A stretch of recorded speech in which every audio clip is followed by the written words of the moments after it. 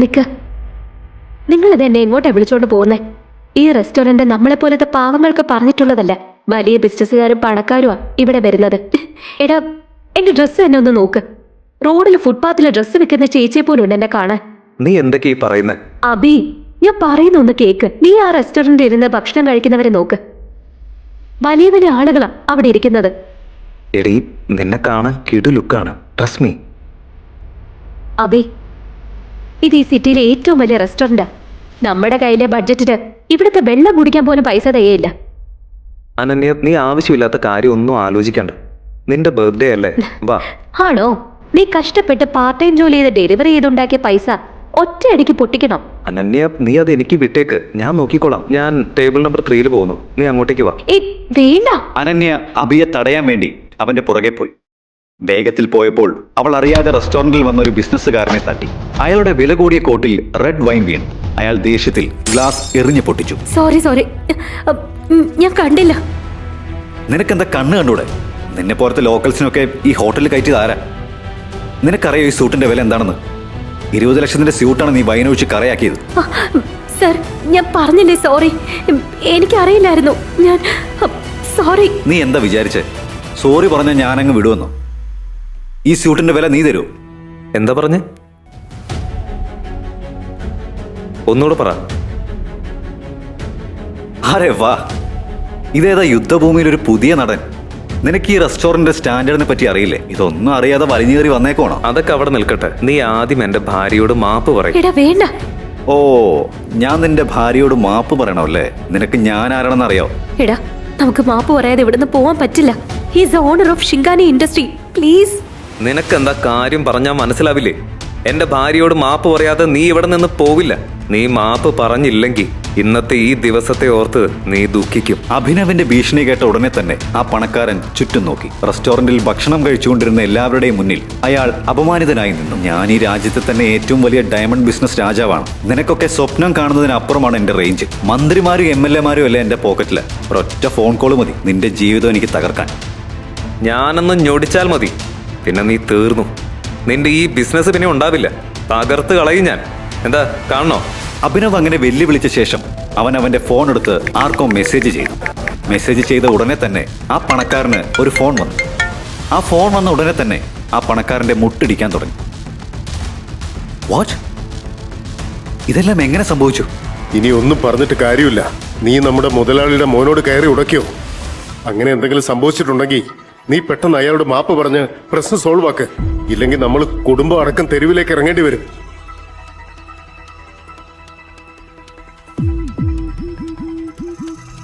നീ ഇതെല്ലാം എങ്ങനെ ചെയ്തേ? നീ ശരിക്കും ആരാ?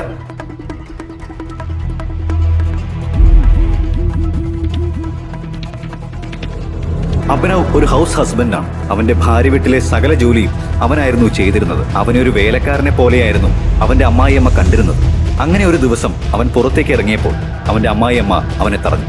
എങ്ങോട്ടാ? രാവിലെ ഒരുങ്ങിക്കെട്ടി. നീങ്ങ് വാ, എന്റെ കാലൊന്ന് മസാജ് ചെയ്തതാ. ചെറിയ വേദനയുണ്ട്. അമ്മേ, എനിക്ക് അത്യാവശ്യമായിട്ട് പുറത്തു പോകേണ്ട ആവശ്യമുണ്ട്. ഞാൻ തിരിച്ചു വന്നിട്ട് കാല് മസാജ് ചെയ്ത് തന്നാ മതിയോ? നീ എവിടെ പോകുന്നു? എല്ലാ ദിവസവും ഒരുങ്ങിക്കിട്ടി പുറത്തേക്ക് പോകുന്നുണ്ടല്ലോ.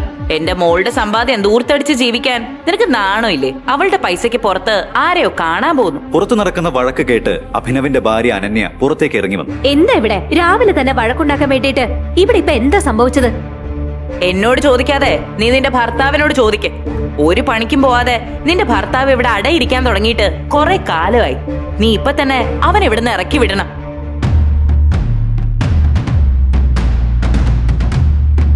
അഭിനവ്, നീ എവിടെ വേണമെങ്കിലും പോയിക്കോ. പക്ഷേ അമ്മ പറയുന്ന ജോലി നീ ചെയ്തിട്ട് പോ. അനന്യ, എനിക്കിപ്പോ നിൽക്കാൻ സമയമില്ല. നീ അത് മനസ്സിലാക്ക്. ഇത്രയും പറഞ്ഞുകൊണ്ട് അഭിനവ് അവിടെ നിന്ന് ഇറങ്ങി. ഇത് കണ്ടതും തന്നെ അനുസരിക്കാത്ത മരുമോനോട് ഷർമിളയ്ക്ക് കൂടുതൽ ദേഷ്യം തോന്നി. അവൻ തിരിച്ചു വരട്ടെ, ഞാൻ കാണിച്ചു കൊടുക്കാം. ഈ തെരുവ് പട്ടിയെ ഞാൻ എന്താ ചെയ്യാൻ പോകുന്നതെന്ന് കണ്ടോ? അവനൊരു പാഠം പഠിച്ചില്ലെങ്കിൽ എന്റെ പേര് ഷർമിള എന്നല്ല. അഭിനവ് അവന്റെ അമ്മായിയമ്മയുടെ കയ്യിൽ നിന്ന് എങ്ങനെ രക്ഷപ്പെടും? ഇതെല്ലാം അനുഭവിക്കേണ്ട കാര്യം അവനുണ്ടോ? ഇനി എന്തെല്ലാമാണ് അവിടെ സംഭവിക്കാൻ പോകുന്നത്? കുറച്ചു കഴിഞ്ഞപ്പോൾ അഭിനവ് നഗരത്തിലെ ഏറ്റവും വലിയ ഹോട്ടലിലേക്ക് കയറി ചെന്നു. അവനെ കണ്ടതും സെക്യൂരിറ്റി അഭിനവിനെ തടഞ്ഞു നിർത്തി. നീ ഏതാടാ? നീ എന്തിനാ ഇങ്ങോട്ടേക്ക് വലിഞ്ഞു കയറി വന്നേ? ചേരിയിൽ നിന്ന് ഈ ഹോട്ടലിൽ ഫുഡ് അടിക്കാൻ വന്നതാണോ? ഇവിടുന്ന് ഒരു തുള്ളി വെള്ളം കുടിക്കാനുള്ള യോഗ്യത പോലും നിനക്കില്ലല്ലോ. മര്യാദയ്ക്ക് ഇറങ്ങി പോടാ. അഭിനവന്റെ ചെരുപ്പും വേഷവും കണ്ടിട്ടാണ് അവനെ അവിടെ നിന്ന് സെക്യൂരിറ്റി ഇറക്കി വിടാൻ ഒരുങ്ങിയത്. അഭിനവന് ഹോട്ടലിന്റെ ഉള്ളിലേക്ക് കയറിയേ പറ്റൂ. പക്ഷെ അവന്റെ വേഷവിധാനം കണ്ട് അവനെ അവർ അകത്തേക്ക് കയറ്റി വിട്ടില്ല. ഞാൻ ഈ ഹോട്ടലിന്റെ ഓണർ വിക്രമിനെ കാണാൻ വന്നതാണ്. എന്താ പറഞ്ഞേ? വിക്രം സാറിനെ കാണാവുന്നതാണോ? നിന്നെ പോലത്തെ ലോക്കൽസിനെ കൊണ്ട് വിക്രം സാർ ബാത്റൂം പോലും കഴിയിക്കില്ല. പിന്നെയാണ് അദ്ദേഹത്തെ കാണാൻ കാര്യം വന്നിരിക്കുന്നത്. അവന് മുതലാളിയെ കാണണമെന്ന്. മര്യാദയ്ക്ക് ഇറങ്ങി പോടാ. ഇത്രയും പറഞ്ഞ ശേഷം സെക്യൂരിറ്റി ജീവനക്കാർ എല്ലാവരും കൂടി അഭിനവനെ ഹോട്ടലിന്റെ ഒരു സൈഡിലേക്ക് മാറ്റി. അപ്പോഴേക്കും പഴയ കാമുകി വൈഷ്ണവിയും അവളുടെ ബോയ് ഫ്രണ്ടും ദേവനും അവിടേക്ക് വന്നു. എടേ എക്സ് ബോയ് ഫ്രണ്ട്,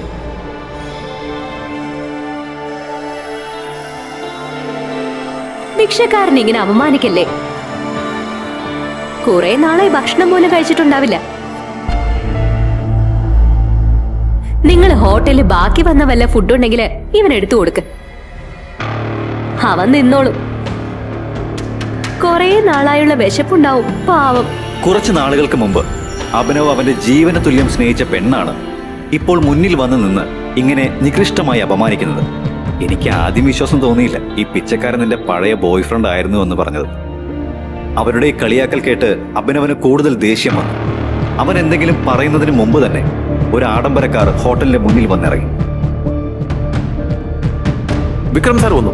അയാൾ വന്ന ഉടനെ തന്നെ സെക്യൂരിറ്റിയും മറ്റു ഗാർഡുകളും വന്ന് കാറിനെ വളഞ്ഞു. അപ്പോഴേക്കും ആഡംബര കാറിൽ നിന്ന് വിക്രം ഇറങ്ങി. കാറിൽ നിന്ന് ഇറങ്ങിയ വിക്രം ഹോട്ടലിന്റെ മുന്നിലെ ആളും ബഹളവും കണ്ട് ഇങ്ങനെ ചോദിച്ചു: ഹോട്ടലിന്റെ ലോബിയിൽ എന്താ ഇത്ര ആൾക്കൂട്ടം? അറിയില്ല സാർ. ഏതോ ഒരു ദരിദ്രവാസി വന്ന് ലോബിയിൽ അലമുണ്ടാക്കുക. ഞാൻ നിന്നോട് എത്ര തവണ പറഞ്ഞിട്ടുണ്ട്, ഞാനോ ഈ ഹോട്ടലോ ഇങ്ങനെയുള്ള ദരിദ്രവാസികളെ ഒരിക്കലും എന്റർടൈൻ ചെയ്യിക്കാറില്ലെന്ന്. അവനെ തൂക്കിയെടുത്ത് വെളിയിലെറിയും. വിക്രമിന്റെ വാക്ക് കേട്ടതും അയാളുടെ ഗാർഡ് പെട്ടെന്ന് മുന്നിലേക്ക് വന്ന് അഭിനവനെ പുറത്തേക്കാക്കി. ഗാർഡ് അഭിനവനെ വിക്രത്തിന്റെ മുന്നിലൂടെ വലിച്ചഴിച്ചു കൊണ്ടുപോയി. അപ്പോഴേക്കും വിക്രമിന്റെ കണ്ണുകൾ അഭിനവന്റെ കയ്യിലെ മോതിരത്തിൽ ഉടക്കി. ആ മോതിരം കണ്ട ഉടനെ തന്നെ വിക്രമിന്റെ കണ്ണുകളിൽ ഒരു ഭയം നിഴലിച്ചു. അയാൾ ഗാർഡുകളോട് അഭിനവനെ വെറുതെ വിടാൻ ആവശ്യപ്പെട്ടു. അയാളെ വിട് സാർ. അഭിനവന്റെ കയ്യിലെ മോതിരം കണ്ടിട്ടാണ് വിക്രം ഭയപ്പെട്ടത്.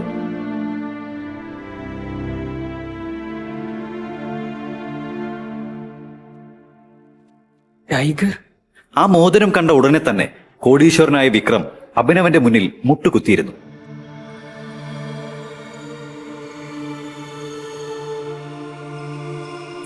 സോറി സാർ, എനിക്ക് സാറിനെ മനസ്സിലായില്ല. എനിക്ക് മാപ്പ് തരൂ ടൈഗർ. എന്തുകൊണ്ടായിരിക്കാം നഗരത്തിലെ ഏറ്റവും വലിയ കോടീശ്വരനായ വിക്രം അഭിനവനെ കണ്ട് ഭയപ്പെട്ടു നിന്നത്? ആ മോതിരത്തിന്റെ കഥ എന്തായിരുന്നു? എല്ലാത്തിന്റെയും സത്യാവസ്ഥ എന്തായിരുന്നു?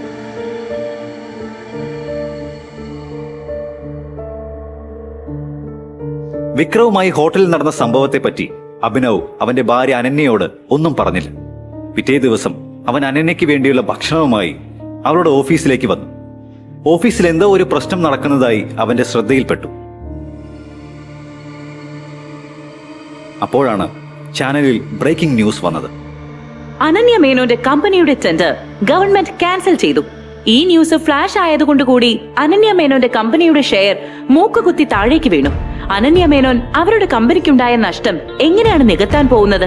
Guys, the situation doesn't look good. ഇത് നമ്മുടെ അവസാനത്തെ ചാൻസ് ആണ്. ഈ കമ്പനിയെ പൊളിച്ചു പണിയാനുള്ള ലാസ്റ്റ് ചാൻസ്. ശ്രീരാഗ് അനന്യയുടെ ഫാമിലി ഫ്രണ്ടും ബിസിനസ് പാർട്ട്ണറുമാണ്. മുത്തശ്ശൻ ഹരിദേവ മേനോന്റെ മരണശേഷം കമ്പനി ഏറ്റെടുത്ത അനന്യ ഒരു സഹായത്തിന് വേണ്ടിയാണ് ശ്രീരാഗിനെ പാർട്ട്ണറായി കൊണ്ടുവന്നത്. യഥാർത്ഥത്തിൽ അവൻ അനന്യയോട് പ്രണയമായിരുന്നു.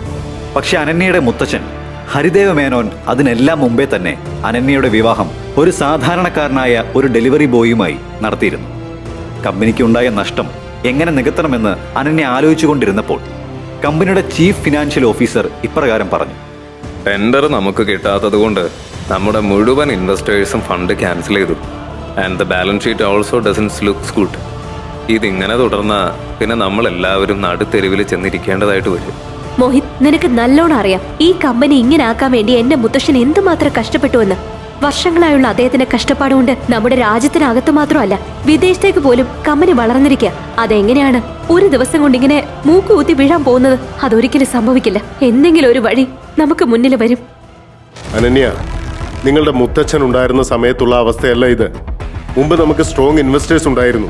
അവരുമായിട്ടുണ്ടായിരുന്ന ബിസിനസ് ഡീൽസ് ശ്രീരാഗിന്റെ ഇൻസ്ട്രക്ഷൻസിന്റെ പേരിൽ നിർത്തിവെച്ചു. അതാണ് ഇന്നത്തെ ഈ അവസ്ഥയ്ക്ക് കാരണം. Oh sorry board member sir, not again. ഈ ന്യൂസിന്റെ പ്രശ്നം എങ്ങനെ പരിഹരിക്കണം എന്നതിനെ പറ്റിയാണ് നമ്മൾ നോക്കേണ്ടത്, അല്ലാതെ പരസ്പരം കുറ്റപ്പെടുത്തിയല്ല. That is not an option. Moti, let's see your plan. Ravikanth അനന്യയുടെ മുത്തച്ഛന്റെ കാലം മുതൽ ബോർഡ് മെമ്പർ സ്ഥാനത്തിരിക്കുന്ന വ്യക്തിയായിരുന്നു. അയാളുടെ കൂടെ കഷ്ടപ്പാടിന്റെയും അധ്വാനത്തിന്റെയും ഫലമാണ് അനന്യയുടെ കമ്പനി അന്താരാഷ്ട്ര നിലവാരത്തിലേക്ക് വളരാൻ കാരണം. പക്ഷേ ശ്രീരാഗിന്റെ വരവോടെ രവികാന്തിന് ഒരു വോയിസും ഇല്ലാതെയായി. ഇതൊന്നും അറിയാതെയാണ് അഭിനവ് അനന്യയുടെ ഓഫീസിലേക്ക് കയറി വന്നത്. Good morning Mrs Lobo. What A bright beautiful Monday. എന്തുണ്ട് വിശേഷം? എന്താ ഈ ഓഫീസ് മുഴുവൻ ഡള്ളായിട്ടിരിക്കുന്നത്? നീ ഭർത്താവ് ഉദ്യോഗം നോക്കി വീട്ടുജോലി ചെയ്തിരുന്നാ മതിയോ? ഇടയ്ക്ക് ന്യൂസും ചുറ്റും നടക്കുന്ന കാര്യം എന്താണെന്ന് അന്വേഷിക്കുന്നത് നല്ലതായിരിക്കും. നിങ്ങളുടെ ഭാര്യയുടെ കമ്പനി മൂക്ക് കുത്തി വീഴാൻ പോകുന്നു. ബിസിനസ് എല്ലാം തകരാൻ പോവാ. ഞാനിതൊന്നും അറിഞ്ഞില്ല. നീ കാണ്. ഗവൺമെന്റ് ടെൻഡർ ക്യാൻസൽ ആയതുകൊണ്ട് അനന്യ മേനോന്റെ കമ്പനിയുടെ അവസ്ഥ കൂടുതൽ സങ്കീർണമാകുന്നു. വെന്റിലേറ്ററിൽ കഴിയുന്ന അനന്യ മേനോന്റെ കമ്പനി രക്ഷപ്പെടണമെങ്കിൽ 200 കോടി രൂപ വേണം. അനന്യ മേനോന്റെ ടെൻഡർ ഇപ്പോൾ അഹൂജ ഇൻഡസ്ട്രി കൈക്കലാക്കിയിരിക്കുകയാണ്. Hello ma'am, I will bring the files to your cabin right now. എന്നിട്ട് അനന്യ എവിടെ?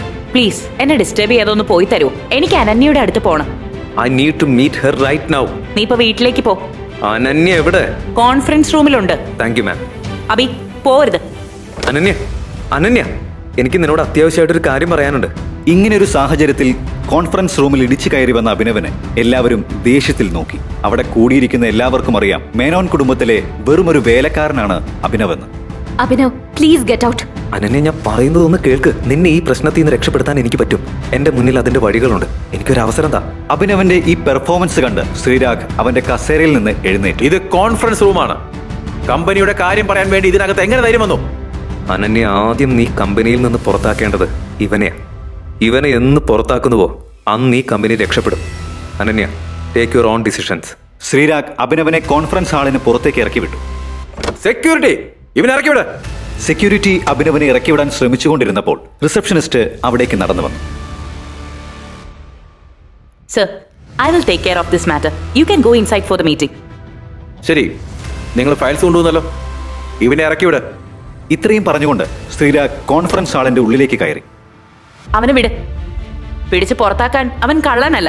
ഈ കമ്പനിയുടെ മുതലാളി അനന്യയുടെ ഭർത്താവാണ്, മേനോൻ കുടുംബത്തിന്റെ മരുമകൻ. അതെല്ലാം നിങ്ങൾ മറന്നുപോയോ? Thank you Mrs Lobo.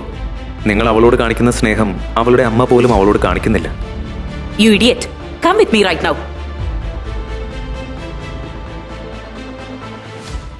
നിനക്ക് എങ്ങനെ ഈ കമ്പനിയുടെ ക്രൈസിസിൽ നിന്ന് മാറി നിൽക്കാൻ പറ്റുന്നത്? എന്നോട് ആരും ഒന്നും പറയാറില്ല. എനിക്ക് കുറച്ച് ഇൻഫർമേഷൻ വേണം. അത് കിട്ടിയില്ലെങ്കിൽ ഐ ആം ഹെൽപ്ലെസ്. എന്ത് ഇൻഫർമേഷനാണ് നിനക്ക് വേണ്ടത്? എനിക്ക് ഈ കമ്പനിയുടെ ഇൻവെസ്റ്റേഴ്സിന്റെ ഡീറ്റെയിൽസ് വേണം. ഷെയർ ഹോൾഡേഴ്സിന്റെ ഡീറ്റെയിൽസ് വേണം. അതിനുശേഷം ബാലൻസ് ഷീറ്റും കാണും. അത് കണ്ടല്ലാതെ എനിക്കൊന്നും ചെയ്യാൻ പറ്റില്ല. അബി, നീ എല്ലാം കണ്ടതല്ലേ? എന്തൊക്കെയാണ് ഇവിടെ സംഭവിക്കുന്നതെന്ന്? കമ്പനിയുടെ ഒരു എംപ്ലോയി പോലും നിന്റെ അത്ര ആത്മാർത്ഥത കാണിക്കുന്നില്ല. ഇങ്ങനെ പോയ എങ്ങനെ കമ്പനി രക്ഷപ്പെടുന്നത്? ആ, നിന്റെ വാക്ക് കേൾക്കുന്ന ഒരാള് ഈ ഓഫീസിലുണ്ട്. ആരാണ്? രവികാന്ത് സർ. അദ്ദേഹം അനന്യയുടെ മുത്തച്ഛൻ ഹരിദേവ് മേനോന്റെ കാലം തൊട്ട് ഇവിടെയുണ്ട്. അയാൾ അദ്ദേഹവുമായി ഭയങ്കര ക്ലോസ് ആയിരുന്നു. ശ്രീരാഗ് വന്നതിന് ശേഷം അദ്ദേഹത്തിന് ഇവിടെ വോയിസ് ഇല്ലാതെ. പക്ഷെ ഒരു കാര്യം ഞാൻ നിന്നോട് പറയാം. ആ രവികാന്ത് ഉണ്ടല്ലോ, അദ്ദേഹം ഒരു ചെയിൻ സ്മോക്കറാ. ഓരോ മണിക്കൂറിലും ഓരോ സിഗരറ്റ് വേണം. നീ ഇവിടെ വെയിറ്റ് ചെയ്താൽ മതി. അയാൾ എന്തായാലും സിഗരറ്റ് വലിക്കാൻ ഇങ്ങോട്ടേക്ക് വരും. അപ്പോ നീ ഇടിച്ചു കയറി അയാളോട് സംസാരിച്ചാ മതി. അയാളെ എങ്ങനെയെങ്കിലും കൺവിൻസ് ചെയ്യണം. I am sure you can do it. Okay, എനിക്കിപ്പോ പോണം. All the best. കുറച്ചു നേരം കാത്തിരുന്ന ശേഷം അഭിനവ് ഫോൺ എടുത്ത് ആരെയോ വിളിച്ചു. ഹലോ, ക്യാബിനറ്റ് മിനിസ്റ്റർ അല്ലേ? എന്തുണ്ട് വിശേഷം? ഹലോ അഭിനവ് സാർ, എന്തുപറ്റി വിളിക്കാൻ? എന്നെ കൊണ്ട് എന്ത് സഹായം വേണ്ടത്? അങ്ങനെയൊന്നുമില്ല.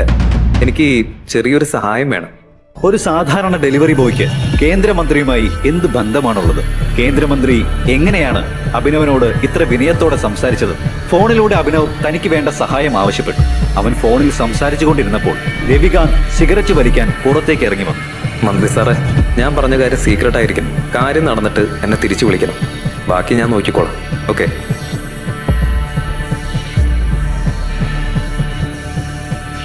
രവികാന്ത് സാർ, നിങ്ങളുടെ ഈ കമ്പനിയിൽ DK അസോസിയേറ്റ്സുമായി ഇപ്പോഴുള്ള ബന്ധം എങ്ങനെയാ? DK അസോസിയേഷൻസിന് നമ്മുടെ കമ്പനിയുമായി വളരെ അടുപ്പമാണ്. പക്ഷെ അഭിനവ്, നിനക്ക് എങ്ങനെയാണ് അതിനെപ്പറ്റി അറിയാവുന്നത്? അയാൾ അങ്ങനെ ചോദിച്ച ഉടനെ തന്നെ അഭിനവ് അയാളോട് ചില കാര്യങ്ങൾ പറഞ്ഞു. അത് കേട്ട ഉടനെ തന്നെ രവികാന്ത് അയാൾ വലിക്കാൻ വെച്ചിരുന്ന സിഗരറ്റ് അകത്തേക്ക് വെച്ച് അഭിനവിനെ കോൺഫറൻസ് ഹാളിലേക്ക് കൂട്ടിക്കൊണ്ടുപോയി. എടാ ദരിദ്രവാസി അഭിനവ്, നീ ഇതുവരെ പോയില്ലേ? ശ്രീരാവ്, ബിഹേവ് യുവർസെൽഫ്. അനന്യ, നമുക്ക് അഭിനവിന് ഒരു അവസരം കൊടുക്കാം. He has an excellent plan. പ്ലാനോ? പാലാരി വട്ടത്ത് തട്ടുകട ഇടാനുള്ള പ്ലാൻ ആയിരിക്കും. എടാ ശ്രീരാഗേ, നിന്റെ പ്രായത്തേക്കാൾ എക്സ്പീരിയൻസ് എനിക്ക് ഈ കമ്പനിയിലുണ്ട്. നിങ്ങൾ അഭിനവ് പറയുന്ന ഒന്ന് കേൾക്ക്. He has A point. അത് നിങ്ങൾക്ക് എങ്ങനെ പറയാൻ പറ്റും? നിങ്ങളെന്താ അവന്റെ കയ്യിൽ നിന്ന് കൈക്കൂലി വാങ്ങിച്ചോ? എല്ലാവരും കൂടി അഭിനവിനെ കളിയാക്കിയപ്പോൾ അനന്യ അവളുടെ മുത്തച്ഛൻ മരണക്കിടക്കയിൽ വെച്ച് പറഞ്ഞത് ഓർത്തു. മോളെ, നിന്നെ കൊണ്ട് അഭിനവിനെ കല്യാണം കഴിപ്പിച്ചതില് മുത്തച്ഛന് തെറ്റൊന്നും പറ്റിയിട്ടില്ല. അവൻ നിനക്ക് ഏറ്റവും നല്ല പാർട്ട്ണറായിരിക്കും. നീ ഒരു കാര്യം ഓർത്തു വെച്ചോ, നിനക്ക് ജീവിതത്തിൽ എന്ത് പ്രശ്നം വന്നാലും ആരൊക്കെ നിന്നെ തള്ളിപ്പറഞ്ഞാലും അവൻ മാത്രമേ നിനക്കെന്നും കൂട്ടായിട്ടുണ്ടായിരിക്കുള്ളൂ. മുന്നിൽ നടക്കുന്ന വഴക്ക് കൂടിയപ്പോൾ അനന്യ ദേഷ്യത്തിൽ എഴുന്നേറ്റു. ശ്രീരാഗ്, മര്യാദയ്ക്ക് സംസാരിക്കേ. ഈ കമ്പനി നിന്റെ അല്ല, എന്റെയാ. എല്ലാ ഡിസിഷൻസിന്റെയും വീറ്റോ പവർ എന്റെ കയ്യിലാ. Sit down.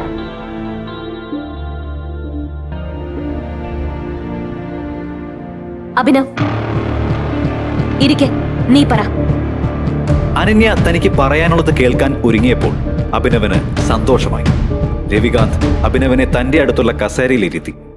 മുന്നിൽ വെച്ചിരുന്ന വെള്ളം അഭിനവ് കുടിച്ചു. അനന്യ, എനിക്ക് ആദ്യം കമ്പനിയുടെ ഇൻവെസ്റ്റേഴ്സിന്റെയും ഷെയർ ഹോൾഡേഴ്സിന്റെയും ഡീറ്റെയിൽസ് വേണം. എല്ലാത്തിനും പുറമെ എനിക്ക് ബാലൻസ് ഷീറ്റും കാണണം. അത് കാണാതെ എനിക്കൊന്നും പറയാൻ പറ്റില്ല. This is too much. നമ്മൾ അങ്ങനെ ഇതുവരെ ആരോടും കമ്പനി ഡീറ്റെയിൽസ് ഷെയർ ചെയ്തിട്ടില്ല. മോഹിത്, ഫയല് അഭിനവിന് കൊടുക്ക്. നീ ഇപ്പോഴും ഈ പൊട്ടന്റെ വാക്ക് വിശ്വസിക്കുകയാണോ? Pass file. Sreerag, why don't you mind your language? Abhinav എന്റെ ഭർത്താവാന്ന കാര്യം നീ എന്താ ഓർക്കാത്തെ? 2 വർഷത്തിന് ശേഷമാണ് അനന്യ അഭിനവനെ തന്റെ ഭർത്താവായി പൊതുസ്ഥലത്ത് വെച്ച് അംഗീകരിക്കുന്നത്. അതവന് കൂടുതൽ സന്തോഷം നൽകി. ഓഡിറ്റർ കൊടുത്ത ഫയൽ അഭിനവ് പരിശോധിക്കാൻ തുടങ്ങി.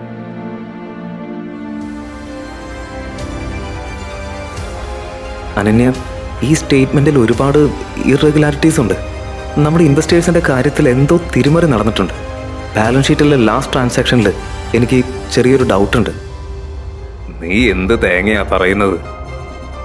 ഇത് ചുമ്മാവിന്റെ ഷോയെ നമ്മൾ തെറ്റിദ്ധരിപ്പിക്കാൻ. ഈ കമ്പനി തകരുന്നത് നീ എങ്ങനെ തടയുമെന്ന് ആദ്യം പറ. നീ എങ്ങനെയാണ് നമ്മുടെ കമ്പനിയുടെ ഷെയർ കൺട്രോൾ ചെയ്യാൻ പോകുന്നത്? ഞാൻ ഈ കമ്പനിയുടെ ഷെയർ ബൈബാക്ക് ചെയ്യാൻ പോവാ. Brilliant idea. നീ എന്താ വിചാരിച്ചേ? ഈ കാര്യങ്ങളൊന്നും നമ്മൾ ഡിസ്കസ് ചെയ്തില്ല എന്നാണോ നീ കരുതിയത്? അഭിനവ്, നമ്മുടെ കയ്യിൽ ഫണ്ട് കുറവാ.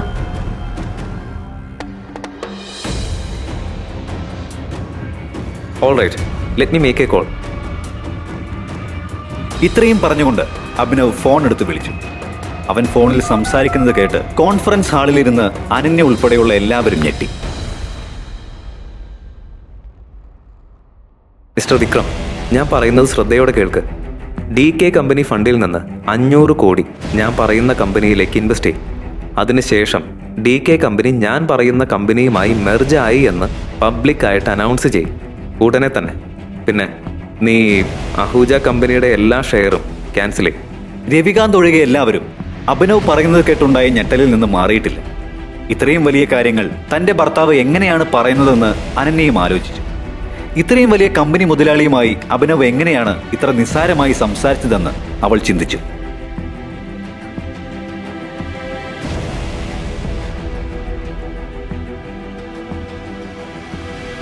അഭിനവ്, നീ ആരാ? അനന്യയുടെ ഈ ചോദ്യം കേട്ട് അഭിനവ് ഒന്ന് പുഞ്ചിരിക്കുക മാത്രമാണ് ചെയ്തത്. ഭർത്താവ് ഉദ്യോഗം നോക്കി നടക്കുന്ന അഭിനവ് എങ്ങനെയാണ് മുങ്ങിക്കൊണ്ടിരുന്ന അനന്യയുടെ കമ്പനിയെ രക്ഷിച്ചത്? 500 കോടി എങ്ങനെയാണ് ഒരു സാധാരണ പയ്യന്റെ കയ്യിൽ ഒരു നിമിഷം കൊണ്ട് വന്നത്? DK പ്രൈവറ്റ് ലിമിറ്റഡ് എന്ന കമ്പനി എങ്ങനെയാണ് അനന്യയുടെ കമ്പനിയുമായി ഇത്ര നിസ്സാരമായി മെർജായത്? ഗവൺമെന്റ് ടെൻഡർ അനന്യയുടെ കയ്യിൽ നിന്ന് പോവാൻ കാരണം ശ്രീരാഗം മോത്തിക്കുമാണെന്ന് ശ്രീരാഗ് അറിഞ്ഞു. ഇപ്പൊ കിട്ടിയ ഫ്രഷ് ന്യൂസ് ആണ്. ടൈഗർ മടങ്ങി വന്നിരിക്കുന്നു. നിങ്ങൾ പറയുകയാണെങ്കിൽ ഇപ്പൊ വേണ്ട, മടങ്ങി വന്നല്ലേ ഉള്ളൂ. കുറച്ചു ദിവസം എന്താണ് കാണിക്കുന്നതെന്ന് നമുക്ക് നോക്കാം. പിന്നെ ഇപ്രാവശ്യം പഴയ തെറ്റ് ചെയ്യരുത്. ടൈഗർ കള്ളൻ കള്ളൻ അഭിനവ് എന്റെ ഫോൺ. എന്തൊരു പേടിത്തൊണ്ടനാ നീ. ഒന്ന് പുറകെ ഓടുകയെങ്കിലും ചെയ്യടാ. അത് അനന്യ, ഞാൻ നിന്നെ കൊണ്ട് ഒന്നും നടക്കില്ല.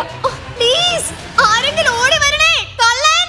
കൊള്ളാം, അന്ന് ചില ഗുണ്ടകൾ വന്ന് നിന്റെ ഭാര്യയെ ചീത്ത വിളിച്ചപ്പോ നിന്റെ വായിൽ നിന്ന് ഒരു ശബ്ദം പോലും പുറത്തു വന്നില്ലല്ലോ.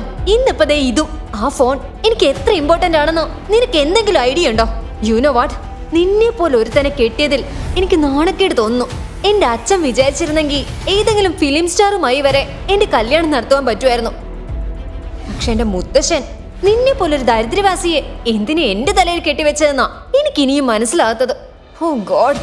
അഭിനവ് ഒരു ദരിദ്രനും അനാഥനുമായിട്ടാണ് വളർന്നത്.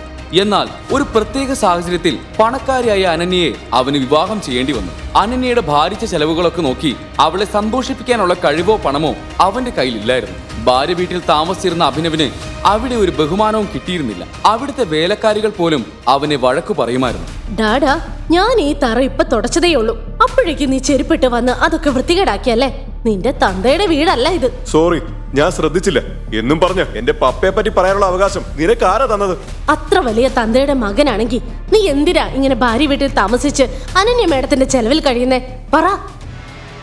അഭിനവ്, ഞാൻ ഇപ്പോഴാണ് എന്റെ സ്പെയർ ഫോണിലെ വാട്സപ്പ് നോക്കിയത്. എന്റെ ഫോൺ മോഷ്ടിച്ച കള്ളൻ എന്റെ ഫ്രണ്ട് റോഷിനിയോട് ഒരു സ്ഥലത്ത് വരാൻ പറഞ്ഞ് മെസ്സേജ് അയച്ചു. ഞാനാണ് ആ മെസ്സേജ് അയച്ചെന്ന് കരുതി അവൾ പോവുകയും ചെയ്തു. അവൾക്ക് എന്തെങ്കിലും സംഭവിക്കുമെന്നോ എന്റെ പേടി. ഇത് കേട്ട അനന്യയുടെ അമ്മ ശാർമിള അങ്ങോട്ടേക്ക് വന്നു. അനന്യ, നീ ഇതെന്താ പറയുന്നത്? അരമണിക്കൂർ മുമ്പാണ് നിന്റെ നമ്പറിൽ നിന്നും എനിക്ക് മെസ്സേജ് വന്നത്. ഒരു അക്കൗണ്ടിലേക്ക് 10 ലക്ഷം രൂപ ട്രാൻസ്ഫർ ചെയ്യാൻ പറഞ്ഞിട്ട്. എന്നിട്ട് ഞാൻ പൈസ അയക്കുകയും ചെയ്തു. അമ്മ എന്തിനാ ട്രാൻസ്ഫർ ചെയ്യാൻ പോയത്? ദൈവമേ. അത് കേട്ടതും അനന്യയ്ക്ക് തല കറങ്ങുന്നത് പോലെ തോന്നി. എന്നാൽ അവളെ ഏറ്റവും പേടിപ്പിച്ചത് തന്റെ ഫ്രണ്ട് റോഷ്നിയെ ആ കള്ളൻ എന്തെങ്കിലും ചെയ്യുമോ എന്ന് ആലോചിച്ചപ്പോഴാണ്. അഭിനവ്, നീ അന്നേരം എന്റെ കൂടെ ഉണ്ടായിരുന്നതല്ലേ? നീ ഒരു തരി ധൈര്യമെങ്കിലും കാണിച്ചിരുന്നെങ്കിൽ ആ കള്ളനെ പിടിക്കാൻ നമുക്ക് പറ്റിയേനെ. I'm warning you. റോഷ്നിക്ക് എന്തെങ്കിലും സംഭവിച്ചാ ഞാൻ നിന്നെയും ജയിലടയ്ക്കും. നിന്നെ പോലൊരു ഹസ്ബൻഡിനോട് എനിക്ക് ഒരു തരി സഹതാപം പോലും ഉണ്ടാകില്ല. ഇവിടെ ഇങ്ങനെ കുറ്റിയടിച്ച് നിൽക്കുന്നത് എന്തിനാ? പോയി പോലീസിൽ ഇൻഫോം ചെയ്യേ, അതോ അതിന് ഞാൻ തന്നെ പോണോ ഇനി? അത് കേട്ടതും അഭിനവ് ആ വീട്ടിൽ നിന്നിറങ്ങി പോലീസ് സ്റ്റേഷനിലേക്ക് പോയി. എന്നാൽ 1 മണിക്കൂർ കഴിഞ്ഞിട്ടും പോലീസും വന്നില്ല, അഭിനവും മടങ്ങി വന്നില്ല. അനന്യയ്ക്ക് എന്തോ കുഴപ്പം തോന്നി. അവൾ അഭിനവിനെ ഫോണിൽ വിളിച്ചു. എന്നാൽ അവന്റെ ഫോൺ സ്വിച്ച് ഓഫ് ആയിരുന്നു. അവളുടെ ദേഷ്യം 10 ഇരട്ടിയായി. ഇവൻ എന്തിനാ ഫോൺ ഓഫ് ചെയ്തത്? എന്താ പറ്റിയേ? ഇത് എന്റെ ഫ്രണ്ടിന്റെ സേഫ്റ്റിയുടെ പ്രശ്നോ? എന്നിട്ടാണ് ആ അഭിനവ് ഫോൺ സ്വിച്ച് ഓഫ് ആക്കി മുങ്ങിയത്. ഇങ്ങനെ ഒരു ക്രൂരനെ കൊണ്ടാണല്ലോ മുത്തച്ഛൻ എന്നെ കെട്ടിച്ചത്. അനന്യയുടെ അമ്മ ശാർമിളയ്ക്കും അഭിനവിനെ ഒട്ടും ഇഷ്ടമല്ലായിരുന്നു. എന്നാൽ അവൾ അനന്യയെ പറഞ്ഞ് സമ്മതിപ്പിച്ച് അവളെയും കൂട്ടി പോലീസ് സ്റ്റേഷനിലേക്ക് പോയി. അഭിനവിനെ പറ്റി ചോദിച്ചപ്പോൾ പോലീസുകാരൻ പറഞ്ഞ ഉത്തരം കേട്ട് അവളുടെ ദേഷ്യം വീണ്ടും കൂടി. അഭിനവ് എന്ന പേരുള്ള ആരും ഇന്നിവിടെ വന്നിട്ടില്ലല്ലോ. മാത്രമല്ല മോഷണത്തിന്റെ പരാതി ഒന്നും കിട്ടിയിട്ടില്ല. ആ അഭിനവ് ഇനി എന്റെ മുന്നിലെങ്ങാനും വന്നാ അവന്റെ കരണക്കുറ്റി ഞാൻ അടിച്ചു പൊട്ടിക്കും. ഇൻസ്പെക്ടർ, എന്റെ ഫോൺ ഇന്ന് മോഷണം പോയി. മാത്രമല്ല എന്റെ ഫ്രണ്ട് റോഷ്നി അപകടത്തിലുവാ. ഇൻസ്പെക്ടർ FIR എഴുതാൻ തുടങ്ങിയപ്പോഴാണ് അനന്യയുടെ 2ാമത്തെ ഫോണിൽ നിന്ന് ഒരു കോള് വന്നത്. അത് ആ കള്ളന്റെ കെണിയിൽപ്പെട്ട റോഷ്നിയുടെ നമ്പറിൽ നിന്ന് വന്ന കോളായിരുന്നു. Roshni, hello Roshni. Hi Ananya, thank God. Abhinav കാരണം മാത്രം എനിക്ക് എന്റെ ജീവൻ തിരിച്ചു കിട്ടിയത്. ആ ഗുണ്ടകൾ ഭയങ്കര ക്രൂരന്മാരായിരുന്നു. അഭിനവ് കാരണം ജീവൻ തിരിച്ചു കിട്ടിയെന്നോ? എന്ന് വെച്ചാ നീ ഇപ്പൊ എവിടെയാ? ഞാൻ എല്ലാം നേരിട്ട് വന്നിട്ട് പറയാം. ഇരിക്കെ, നീ ഓക്കെ ആണോ? പറ, എന്താ സംഭവിച്ചത്? നിന്റെ ഫോൺ അടിച്ച് മാറ്റിയവർ ചെറിയ ടീമൊന്നും അല്ലായിരുന്നു. ഐ എം ഷുവർ അവർ വലിയ ഗുണ്ടകളായിരുന്നു. മാത്രമല്ല അവർ ഒരു വലിയ ഗ്യാങ്സ്റ്ററിന് വേണ്ടിയാ ജോലി ചെയ്യുന്നത്. ആ ഗ്യാങ്സ്റ്റർ ദുബായിലാണ് താമസിക്കുന്നത്. സർ, എനിക്ക് ഉറപ്പാണ് അവർ ഹ്യൂമൻ ട്രാഫിക്കിന്റെ വലിയൊരു റാക്കറ്റ് ആണ്. ഞാൻ അവരുടെ കസ്റ്റഡിയിലായിരുന്നപ്പോ അവർ അങ്ങനെ എന്തൊക്കെയോ പറയുന്നുണ്ടായിരുന്നു. പ്ലീസ് എന്നെ വെറുതെ വിടും. ഞാൻ എന്റെ ഫ്രണ്ട് അനന്യ പറഞ്ഞിട്ട് വന്നതാ. ഇങ്ങനെയൊക്കെ സംഭവിക്കുന്നത് എനിക്കറിയില്ലായിരുന്നു. ഞാൻ കരുതിയത് അനന്യ അവളുടെ ഹസ്ബൻഡ് അഭിനവിനെ പറ്റി കുറ്റം പറയാൻ വേണ്ടി എന്നെ വിളിച്ചതാണെന്നാണ്. പ്ലീസ്. ഈ പെണ്ണെ എന്താ പറഞ്ഞേ? ആരാ ഈ അഭിനവ്? പിന്നെ എന്താ സംഭവിച്ച റോഷ്നി? അയാൾ എന്നോട് പറഞ്ഞു അഭിനവിന്റെ ഫോട്ടോ എന്റെ ഫോണിൽ ഉണ്ടെങ്കിൽ ഒന്ന് കാണിക്കാൻ. എന്താ കാരണം എന്നറിയില്ല, പക്ഷേ അയാൾ അഭിനവിന്റെ ഫോട്ടോ കണ്ടതും ടെൻഷൻ അടിക്കാൻ തുടങ്ങി. അഭിനവിന്റെ ഫോട്ടോ സൂം ചെയ്ത് നോക്കിയിട്ട് അയാൾ ചോദിച്ചു, ഈ മോതിരം? എനിക്ക് മനസ്സിലായില്ല ആ ഗാങ്സ്റ്റർ എന്തിനാ എത്ര ടെൻഷൻ അടിക്കുന്നതെന്ന്. അയാൾ അപ്പൊ തന്നെ എന്നെ വെറുതെ വിട്ടു. അതിന്റെ കാരണം എന്താണെന്നും എനിക്ക് അറിയില്ല.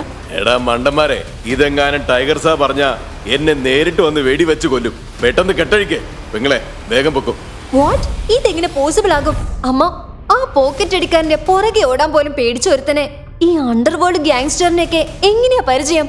മാത്രമല്ല അയാൾ എന്തിനാ അവന് ടൈഗർ എന്ന് വിളിച്ചത്? ഇവര് ഫോണിൽ വിളിച്ചിട്ട് കിട്ടുന്നുമില്ലല്ലോ. അവനിപ്പോ എവിടെയാ? അമ്മ, എന്റെ ഭർത്താവ് അഭിനവ് ഇത്രയും പവർഫുൾ ആണോ? അവൻ ഇത്രയും പവർഫുൾ ആണെങ്കിൽ പിന്നെന്തിനാ ഒരു അടിമയെ പോലെ നമ്മുടെ വീട്ടിൽ വന്ന് താമസിക്കുന്നത്? ദൈവമേ, ഇട്ടം കേട്ടിട്ട് എനിക്ക് തല പിളരുന്നു. ശരിക്കും അഭിനവ് തന്നെയാണോ ടൈഗർ? എങ്കിൽ എന്തുകൊണ്ടാണ് അവൻ ഒരു പേടിത്തൊണ്ടനെ പോലെ അഭിനയിക്കുന്നത്? എന്തുകൊണ്ടാണ് അവൻ ആ കള്ളന്മാരുടെ പുറകെ പോവാത്തത്? മാത്രമല്ല ഗാങ്സ്റ്റേഴ്സിനെ വരെ പേടിപ്പിക്കുന്ന അഭിനവ് എന്തുകൊണ്ടാണ് ഒരു അടിമയെ പോലെ ഭാര്യ വീട്ടിൽ വേലക്കാരിയുടെയും അമ്മായിയമ്മയുടെയും ഭാര്യയുടെയും വഴക്ക് കേട്ട് ജീവിക്കുന്നത്? ഒരു ഡെലിവറി ബോയായി അവൻ കഷ്ടപ്പെടുന്നത് എന്തുകൊണ്ടാണ്? ഈ ചോദ്യങ്ങൾ അനന്യയുടെ മനസ്സിലൂടെയും കടന്നുപോയി. അപ്പോൾ അവളുടെ അമ്മ ശാർമിള പറഞ്ഞു, അനന്യ, എനിക്കിത് വിശ്വസിക്കാൻ പറ്റുന്നില്ല. ഒരു ജോലിക്ക് പോകാതെ വീട്ടിൽ ഈച്ച അടിച്ചിരിക്കുന്ന ഒരുത്തൻ, അവനെ ഒരു ഗാങ്സ്റ്റർ എങ്ങനെയാ പേടിക്കുന്നത്? പക്ഷെ ആ തലതെറിച്ചവൻ എന്തോ മറച്ചു വെക്കുന്നുണ്ട്. അത് എത്രയും പെട്ടെന്ന് കണ്ടുപിടിക്കണം. ഇനി ഇതിനേക്കാൾ വലിയ എന്തെങ്കിലും സംഭവിക്കാൻ പോകുന്നുണ്ടെങ്കിൽ അത് നമ്മൾ നേരത്തെ അറിഞ്ഞിരിക്കണം. അനന്യ, വാ വീട്ടിൽ പോവാം. അവൻ വരുമ്പോൾ നല്ലത് രണ്ട് ചോദിക്കാനുണ്ട്. അനന്യയും അവളുടെ അമ്മയും വീട്ടിലെത്തി. എന്നാൽ അഭിനവ് അവിടെയും ഉണ്ടായിരുന്നില്ല. എവിടെ പോയി ചത്തു തൊലഞ്ഞോ എന്തോ. അന്ന് മുഴുവൻ അനന്യയുടെ ചിന്ത അതായിരുന്നു. അഭിനവിന്റെ രഹസ്യം എന്താണ്?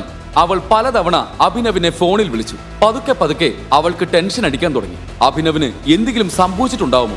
അഭിനവ് ഇനി വല്ല ഗാങ്സ്റ്ററോ ഡോണോ മറ്റോ ആണോ? പകൽ ഉണർന്നപ്പോൾ അഭിനവ് തിരിച്ചെത്തി എന്നറിഞ്ഞ അനന്യ അവനെ ഒന്ന് പരീക്ഷിക്കാൻ തീരുമാനിച്ചു. റോഷ്നി പറഞ്ഞതൊക്കെ സത്യമാണോ എന്ന് അവൾക്ക് അറിയണമായിരുന്നു. പക്ഷേ അനന്യ ഇന്ന് കുറച്ച് ധൃതിയിലായിരുന്നു. അനന്യ തന്റെ ഭർത്താവിനെ ഉപേക്ഷിച്ച് കൂടെ വർക്ക് ചെയ്യുന്ന സ്ത്രീഡാഗിനെ കെട്ടാൻ പ്ലാൻ ചെയ്യുന്നുണ്ടായിരുന്നു. അവൻ ഇന്ന് വീട്ടിൽ വരുന്നുണ്ട്. എന്തിനാ രഘുചേട്ടാ വിളിച്ചത്? പെട്ടെന്ന് കടയിൽ പോയി ഈ ലിസ്റ്റിലുള്ള സാധനങ്ങൾ മേടിച്ചിട്ട് വാ. ഇന്ന് അനന്യ മാഡത്തിന്റെ ഓഫീസിലെ ഫ്രണ്ട് ശ്രീരാഗ് വരുന്നുണ്ട്. എന്നും ലേറ്റ് നൈറ്റ് മാഡത്തിന് ഡ്രോപ്പ് ചെയ്യുന്നവൻ. ഭർത്താവ് നീയാണെങ്കിലും സ്വീകരണം കിട്ടുന്നത് ഫ്രണ്ടിനാണല്ലോ. 1 കിലോ ബസുമതി, 1 കിലോ ആട്ട, എന്തോ കിറ്റ്, അവക്കാഡോ, മൊത്തം ചൈനീസ് ആണെന്ന് തോന്നുന്നു. രഘു പണ്ട് മുതലേ അവിടെയുള്ള കുക്കാണെന്ന് അഭിനവിന് അറിയാമായിരുന്നു. അതുകൊണ്ട് തന്നെ അവനേക്കാൾ ബഹുമാനം അയാൾക്ക് ആ വീട്ടിൽ കിട്ടിയിരുന്നു. അഭിനവിന്റെ ഫോൺ റിങ് ചെയ്തു. സ്ക്രീനിലെ നമ്പർ കണ്ടതും അവന്റെ ശ്വാസം നിലച്ചുപോയി. കാരണം ആ നമ്പർ വിക്രമിന്റെ ആയിരുന്നു. സോറി. എന്താടാ, നിനക്ക് കണ്ണു കണ്ടുകൂടെ? എന്നെ വന്ന് മുട്ടാൻ നിനക്ക് എങ്ങനെ ധൈര്യം വന്നു? നിങ്ങൾ എന്തായി ചെയ്യുന്നത്? കൈവിട്.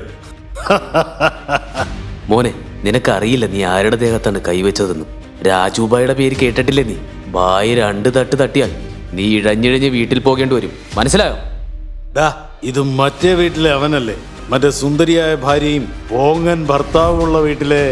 നമുക്കൊരു കാര്യം ചെയ്യാം, ഇവനെ അങ്ങ് കിഡ്നാപ്പ് ചെയ്യാം. എന്നിട്ട് ഭാര്യയെ കൂടി നമ്മുടെ താവളത്തിൽ വിളിക്കാം. രാത്രി മൊത്തം അടിപൊളി പാർട്ടി കൂടാം. അഭിനവിന്റെ ഫോൺ വീണ്ടും റിങ് ചെയ്യാൻ തുടങ്ങി. റിങ് ചെയ്യുന്നത് കണ്ട രാജുഭായ് അവന്റെ കയ്യിൽ നിന്നും ഫോൺ പിടിച്ചു വാങ്ങി. ഫോൺ താ, ഒരു കാരണവശാൽ ആ കോൾ എടുക്കരുത്. സ്റ്റെപ്പിന്റെ കോളാണോ? പറഞ്ഞില്ലേ, രാജുഭായ് നിന്നെ കൊണ്ടേ പോകും. ഞാനും കൂടി ഒന്ന് കേൾക്കട്ടെ നിന്റെ സ്റ്റെപ്പിന്റെ മധുര ശബ്ദം. എന്താ അവളുടെ പേര്? അനന്യ. ഫോൺ എടുക്കരുത്. ഹലോ. ആ ഫോണിന്റെ മറുതലക്കിൽ നിന്നുള്ള ശബ്ദം കേട്ട് രാജുഭായിയുടെ മുഖം വിയർത്തു. കൈ വിറച്ചുകൊണ്ട് അയാൾ ഫോൺ നിലത്തിട്ടു. എല്ലാ ഗുണ്ടകളും കൈ കൂപ്പിക്കൊണ്ട് അഭിനവിന്റെ മുന്നിൽ മുട്ടുകുത്തിയിരുന്നു. ഭായ്, എനിക്ക് നിങ്ങൾ ആരാണെന്ന് മനസ്സിലായില്ല.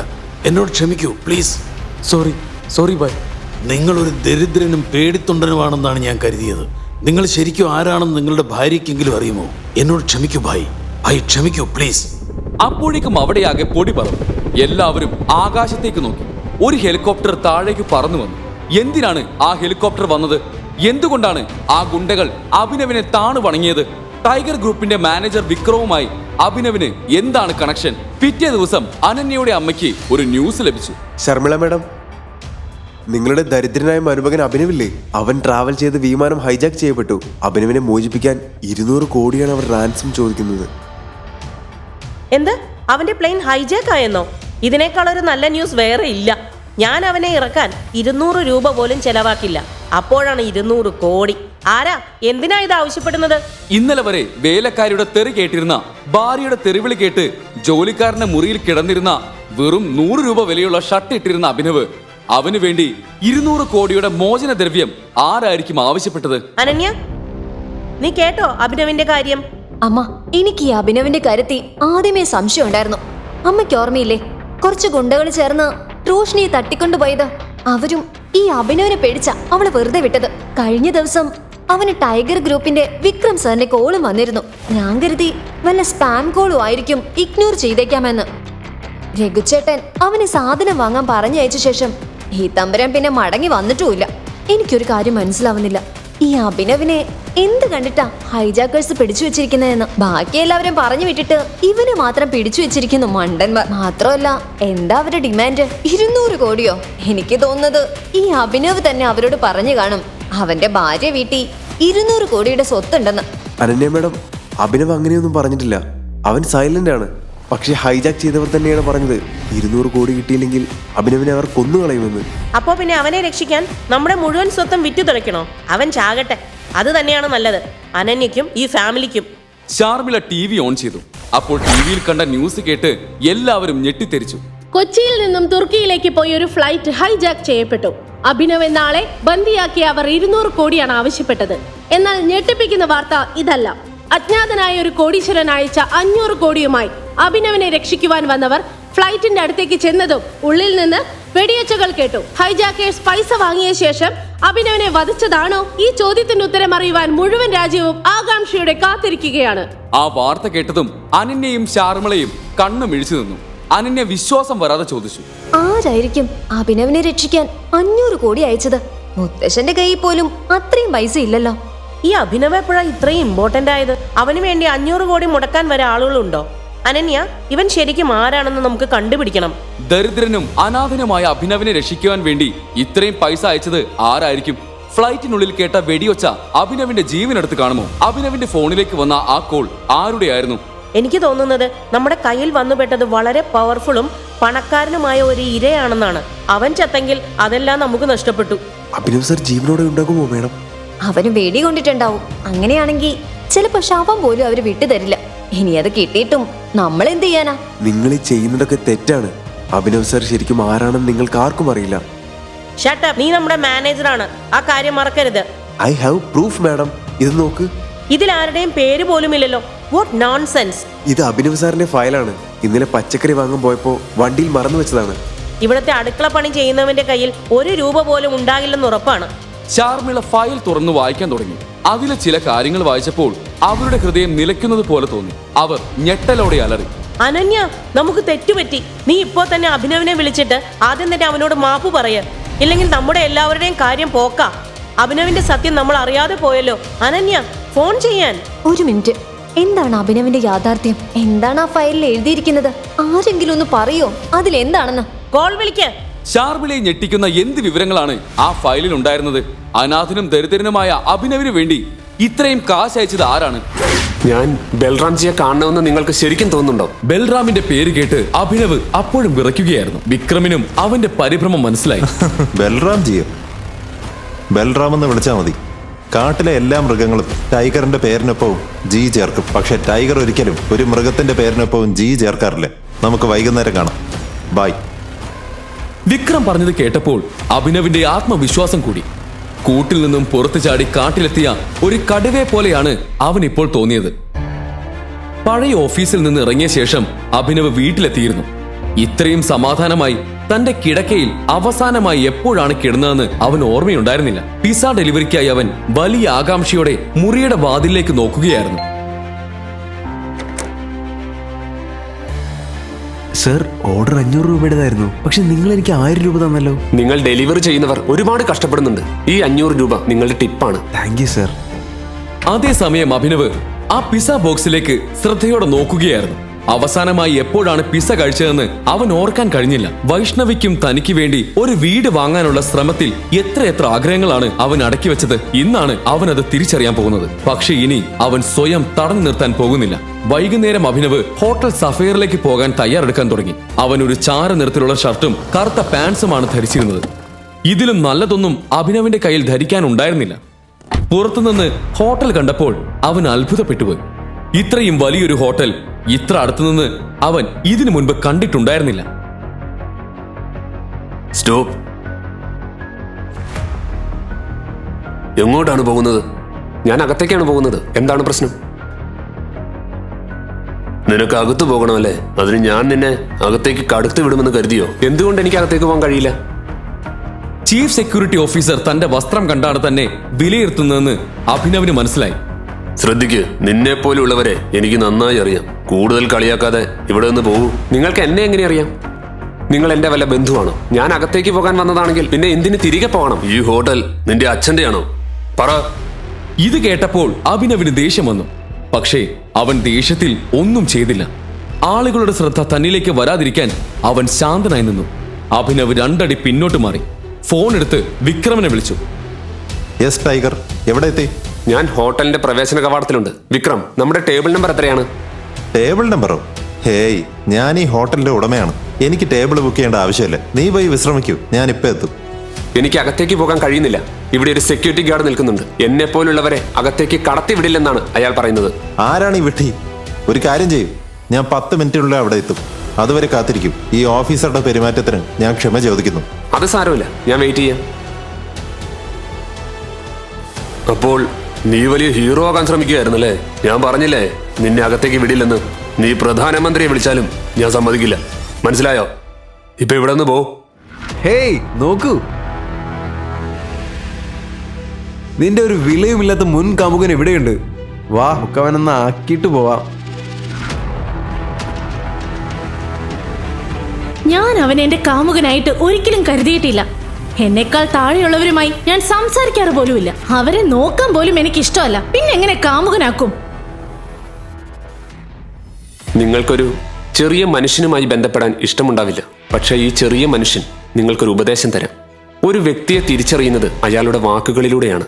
നിങ്ങളുടെ നാവ് സൂക്ഷിക്കുക, അല്ലെങ്കിൽ ഒരു നാൾ ഈ നാവ് തന്നെ നിങ്ങളുടെ മരണത്തിന് കാരണമാകും. കൊള്ളാം, എന്തൊരു ഡയലോഗ്! എല്ലാവരും കൈയടിക്ക്. വളരെ നന്നായിരിക്കുന്നു. പിന്നെ നിനക്ക് നിന്റെ കാലുകൾ എന്തുകൊണ്ട് ശ്രദ്ധിക്കാൻ കഴിഞ്ഞില്ല? നീ എങ്ങനെ നടന്ന് ഇവിടെ എത്തി? മദ്യപിച്ചിട്ടുണ്ടോ? എന്നെ ഇവിടേക്ക് വിളിച്ചതാണ്. ഓ അതെ, ഇപ്പോഴോർക്കുന്നു. വിക്രം സാർ അന്ന് പറഞ്ഞിരുന്നു നീ അദ്ദേഹത്തിന്റെ ഒരു ഡ്രൈവറുടെ മകനാണെന്ന്. അപ്പോ നീ നിന്റെ അച്ഛന്റെ ജോലി ഏറ്റെടുക്കാൻ വന്നതാണോ? കൊള്ളാം. പക്ഷെ അവരത് തരില്ല. നിന്നെപ്പോലൊരു പാവപ്പെട്ടവനെ അവർ ഡ്രൈവറായി പോലും വെക്കില്ല. നീ ഇങ്ങോട്ട് കയറി വന്നതാ, അതായത് നിന്നെ ക്ഷണിച്ചിട്ടില്ല. നീ തനിയെ വന്നതാണ്. ഇവനൊരു ദരിദ്രവാസിയാണ്. ഞാൻ തനിയെ വന്നതല്ല, വിക്രം എന്നെ വിളിച്ചതാണ്. ഇവനൊരു ഭ്രാന്തനാണെന്ന് എനിക്ക് അപ്പോഴേ അറിയാമായിരുന്നു. അപ്പോഴാണ് തിളങ്ങുന്ന വില കൂടിയ ഒരു കറുത്ത കാർ അവിടെ വന്നു നിന്നത്. എല്ലാവരും ആ കാറിലേക്ക് തിരിഞ്ഞു നോക്കി. വിക്രം കാറിൽ നിന്നിറങ്ങി. കൂടെ മറ്റൊരാളും ഉണ്ടായിരുന്നു. അയാൾ ഉയരമുള്ളവനും കരുത്തനുമായിരുന്നു. അത് മറ്റാരുമായിരുന്നില്ല, ബൽറാം ആയിരുന്നു. വളരെ പ്രശസ്തമായ ഒരു വസ്ത്ര കമ്പനിയുടെ ഉടമയും മാഫിയയുടെ ശക്തനായ ഒരു തൂണുമായിരുന്നു ബൽറാം. അയാളെ കണ്ടപ്പോൾ അഭിനവിന്റെ കണ്ണുകൾ അത്ഭുതം കൊണ്ട് വിടർന്നു. അവൻ ബൽറാമിനെ കുറിച്ച് കേട്ടിരുന്നു. ഞാൻ ബൽറാംജിയെ കാണണമെന്ന് നിങ്ങൾക്ക് ശരിക്കും തോന്നുന്നുണ്ടോ? അവൻ ചിത്രങ്ങളിൽ ബൽറാമിനെ കണ്ടിരുന്നു. എന്നാൽ ചിത്രങ്ങളിൽ കാണുന്നതും നേരിൽ കാണുന്നതും തമ്മിൽ ആകാശവും ഭൂമിയും തമ്മിലുള്ള വ്യത്യാസമുണ്ടായിരുന്നു. എന്തിനാണ് ബൽറാം തന്നെ കാണാൻ ആഗ്രഹിക്കുന്നതെന്ന ചോദ്യം അവന്റെ മനസ്സിലുയർന്നു. എന്താണ് ഇവിടെ നടക്കുന്നത്? ക്ഷമിക്കണം സാർ, പക്ഷെ ഈ മനുഷ്യൻ എന്നെയും കസ്റ്റമേഴ്സിനെയും ഒരുപാട് ബുദ്ധിമുട്ടിച്ചു. ഞാൻ ഈ കള്ളനെ അകത്തേക്ക് കടക്കുന്നത് തടഞ്ഞപ്പോൾ അവൻ ഇവിടെ ഒരു സീൻ ഉണ്ടാക്കുകയാണ്. അവനെ കള്ളനെന്ന് വിളിക്കാൻ നിനക്കെങ്ങനെ ധൈര്യം വന്നു? അവനെ അകത്തേക്ക് കടക്കുന്നത് തടയാൻ നീ ആരാണ്? നിന്റെ അച്ഛനാണോ ഈ ഹോട്ടൽ തുറന്നു വെച്ചിരിക്കുന്നത്? അവൻ എന്റെ അതിഥിയാണ്. നാളെ മുതൽ നിന്നെ ഈ ഹോട്ടലിന്റെ പരിസരത്ത് കണ്ട നിന്റെ കാലുകൾ ഞാൻ തല്ലി ഓടിക്കും. ഇറങ്ങിപ്പോ. ക്ഷമിക്കണം സാർ.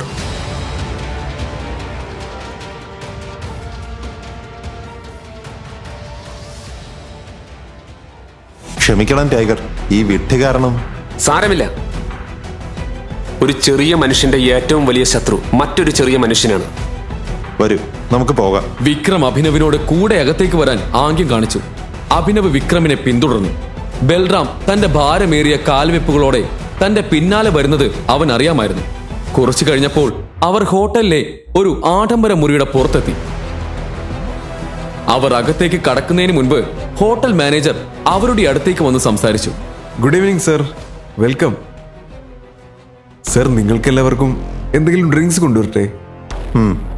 ഒരു കാര്യം ചെയ്യും, ഇവിടുത്തെ വില കൂടിയ എല്ലാ മദ്യങ്ങളുടെയും ഒരു ലിസ്റ്റ് കൊണ്ടുവരും. Sure sir. Sir, if you don't mind, ഞങ്ങളുടെ ഹോട്ടലിലെ വില കൂടിയ എല്ലാ മദ്യങ്ങളുടെയും വില എനിക്ക് കാണാപ്പാടം അറിയാം. ഞങ്ങളുടെ കയ്യിൽ 5 ലക്ഷം രൂപയുടെ ടെക്വില്ല, 8 ലക്ഷം രൂപയുടെ വോഡ്ക, 10 ലക്ഷം രൂപയുടെ വിസ്കി, 12 ലക്ഷം രൂപയുടെ ജിൻ എന്നിവയുണ്ട്. സർ, നിങ്ങൾക്ക് ഏതാണ് വേണ്ടത്? കൊള്ളാം. എനിക്കിന്നിവിടെ ഒരു വിശിഷ്ട അതിഥിയുണ്ട്. അവനും ഞങ്ങൾക്ക് എല്ലാവർക്കുമായി ഏറ്റവും വില കൂടിയ മദ്യം കൊണ്ടുവരും. ഷുവർ സർ, ഞാൻ നിങ്ങൾക്ക് എല്ലാവർക്കുമായി ഏറ്റവും മികച്ച മദ്യം കൊണ്ടുവരാം. Good evening sir. Vikram, hotel നിന്റേതാണ്, മദ്യവും നിന്റേതാണ്. പിന്നെ എന്തിനാണ് മാനേജർ നിന്നോട് വില പറയുന്നത്? അതും നിനക്ക് ഇഷ്ടമുള്ളത് തിരഞ്ഞെടുക്കാമെന്നിരിക്കെ. എന്തുകൊണ്ടെന്നാൽ സുഹൃത്തെ, ഞാൻ സന്ദർഭം അനുസരിച്ചാണ് മദ്യം ഓർഡർ ചെയ്യുന്നത്. ഇന്നത്തെ ദിവസം നമ്മുടെ എല്ലാവരുടെയും ജീവിതത്തിലെ ഒരു സവിശേഷവും പ്രധാനപ്പെട്ടതുമായ ദിവസമാണ്. അതുകൊണ്ടാണ് ഞാൻ നമ്മൾ 3 പേർക്കുമായി ഏറ്റവും വില കൂടിയ മദ്യം ഓർഡർ ചെയ്തത്. Okay, nice. Come. Okay, let's enjoy.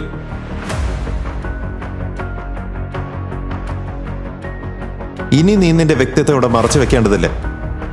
ഈ മുറി സ്വകാര്യവും ഏറ്റവും സുരക്ഷിതവുമാണ്. ഇരിക്കൂ. അതൊരു ആഡംബര മുറിയായിരുന്നു. അവർ 3 പേരും ഇരുന്നു. അഭിനവ് ബൽറാമിനെ വളരെ ശ്രദ്ധയോടെ നോക്കുകയായിരുന്നു. ബൽറാം, വളരെ പ്രധാനപ്പെട്ട ഒരു വിവരം നൽകാനാണ് ഞാൻ നിന്നെ ഇന്നിവിടെ വിളിച്ചത്. നമ്മുടെ സഞ്ജയുടെ മകൻ ടൈഗറിന് കിട്ടിയിരിക്കുന്നു. പക്ഷേ തൽക്കാലം അവനൊരു രഹസ്യ ദൗത്യത്തിലാണ്. അതുകൊണ്ട് എനിക്ക് നിങ്ങളെ പുറത്ത് വെച്ച് കാണിക്കാൻ കഴിഞ്ഞില്ല. സർ, നിങ്ങളുടെ സ്നാക്സും ഡ്രിങ്ക്സും സർ. ഷുവർ.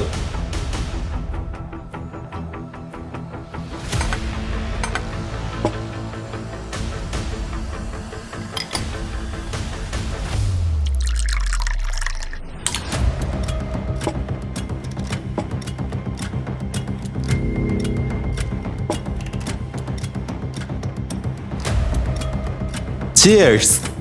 Cheers.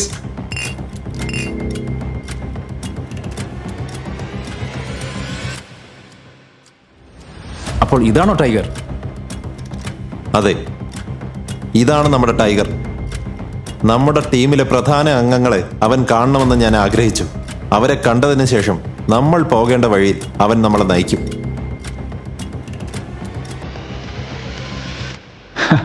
ക്ഷമിക്കണം സുഹൃത്തെ, പക്ഷെ എനിക്കിത് കുറച്ച് തമാശയെ തോന്നുന്നു. നീയാണ് എല്ലാം സംസാരിക്കുന്നത്.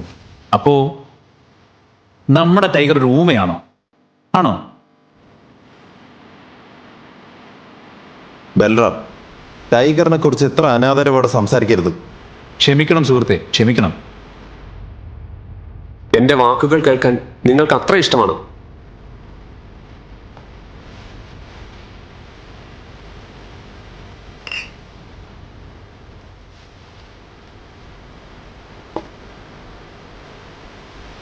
നിങ്ങളുടെ കളിയാക്കൽ കഴിഞ്ഞോ? പക്ഷെ ആരുടെ മുന്നിലാണ് നിങ്ങൾ ഇരിക്കുന്നതെന്ന് ഒരിക്കലും മറക്കരുത്. ഞാനാണ് ടൈഗർ. ടൈഗർ വെറുതെ ഇരിക്കുകയോ അനാവശ്യമായി സംസാരിക്കുകയോ ചെയ്യില്ല. ടൈഗർ നേരിട്ട് ആക്രമിക്കും.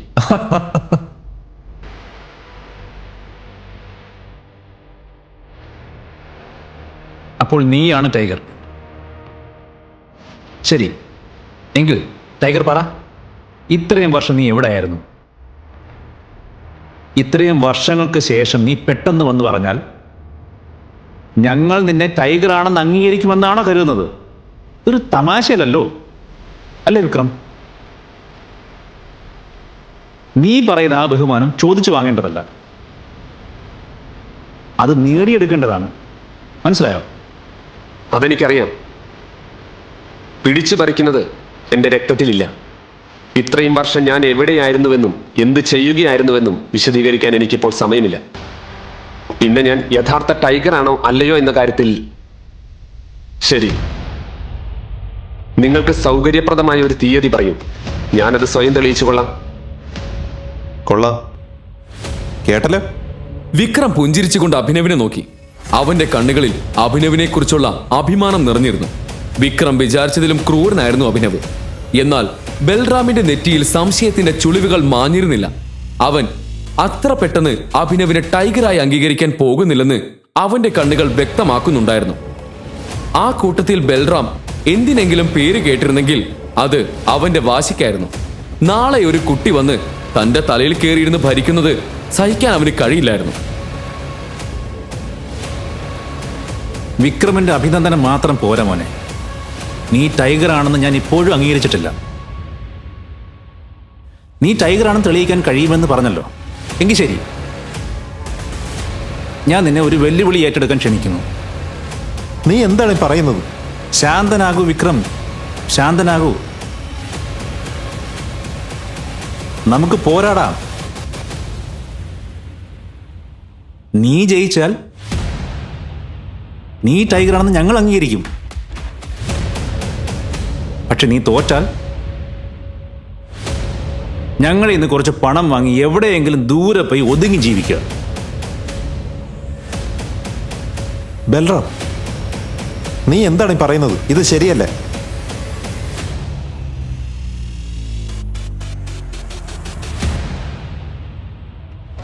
നമുക്ക് പോരാടാം. എപ്പോഴാണ്? ഇത് കേട്ട ബൽറാമിന്റെ മുഖത്ത് ഒരു പുഞ്ചിരി വിടർന്നു. വിക്രം ഞെട്ടിപ്പോയി. No tiger, hole. നോക്ക്, നീ ആർക്കും ഒന്നും തെളിയിച്ചു കൊടുക്കേണ്ട കാര്യമില്ല. That's it. വിക്രം, ഞാൻ എന്ത് ചെയ്താലും അതെന്റെ ഇഷ്ടപ്രകാരമാണ്. ഇന്ന് ബൽരാജ് എന്റെ മുഖത്ത് നോക്കി പറയുന്നതൊന്നും നാളെ എന്റെ പിന്നിൽ നിന്ന് ഒരുത്തനും പറയാൻ ധൈര്യപ്പെടരുത്. അഭിനവിന്റെ കണ്ണുകളിൽ സഞ്ജയന്റേത് പോലെയുള്ള തീക്ഷ്ണത കണ്ടപ്പോൾ വിക്രം ഒന്ന് ദീർഘമായി ശ്വാസമെടുത്ത് ആശ്വാസത്തോടെ അവനെ നോക്കി. ഏകദേശം 1 മണിക്കൂറിന് ശേഷം ബൽരാജും അഭിനവും വിക്രമും അവരുടെ പ്രൈവറ്റ് അരീനയിലെത്തി. ബൽരാജ് സ്ഥിരമായി പരിശീലിച്ചിരുന്നത് അവിടെയായിരുന്നു. ആ വലിയ വേദിയിൽ അവരല്ലാതെ മറ്റാരും ഉണ്ടായിരുന്നില്ല. നല്ലവണ്ണം ആലോചിച്ചിട്ട് മതി. ഞാൻ ഇന്ന് വരെ റിങ്ങിൽ തോറ്റിട്ടില്ല. നിങ്ങൾ ഈ റിങ്ങിൽ ഇതുവരെ തോൽക്കാതിരുന്നത് ഇന്ന് വരെ സഞ്ജയന്റെ മകനായ ടൈഗറിനെ നേരിടേണ്ടി വന്നിട്ടില്ലാത്തത് കൊണ്ടാണ് ബൽരാജ്. സോ വിക്രം, താൻ ആരുടെ മേലെയാണ് ബെറ്റ് വെക്കുന്നത്? എന്റെയോ അതോ ഇവന്റെയോ? മണ്ടത്തരം പറയല്ലേ. ടൈഗർ ഇവിടെ ഉള്ളപ്പോൾ വേറെ ആരെ കുറിച്ച് അങ്ങനെ ചിന്തിക്കാൻ പറ്റുമോ? നല്ലോണം ആലോചിച്ചോ. തോറ്റ ആളുകൾ കളിയാക്കി ചിരിക്കും. നിന്റെ ഈ തല പിന്നെ പുറത്ത് കാണിക്കാൻ പറ്റാത്ത അവസ്ഥയിലാകും. വാ, നമുക്ക് ഫൈറ്റ് തുടങ്ങാം. അഭിനവ് ബൽരാജിനെ അടിമുടി നോക്കി. അയാൾ അവനേക്കാൾ ശരീരമുള്ളവനായിരുന്നു.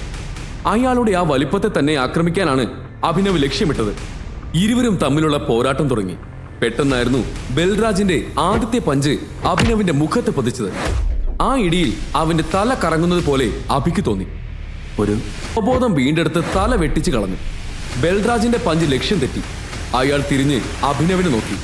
ചെറുപ്പം മുതൽ അച്ഛൻ സഞ്ജയ് അവനെ പോരാടാൻ പഠിപ്പിച്ച കാര്യങ്ങൾ ഓർക്കുകയായിരുന്നു അവനപ്പോൾ. അവൻ ബൽരാജിന്റെ ഓരോ കിക്കും തടുത്തുകൊണ്ടിരുന്നു. ഇത്തവണ ബൽരാജിന് ശരിക്കും ദേഷ്യം വന്നു. അയാൾ വീണ്ടും അഭിനവിന്റെ നേർക്ക് പാഞ്ഞെടുത്തു. ഇപ്പോൾ അഭിനവ് കുനിഞ്ഞ് അയാളുടെ കാലിന് ഒരൊറ്റ ചവിട്ട് കൊടുത്തു.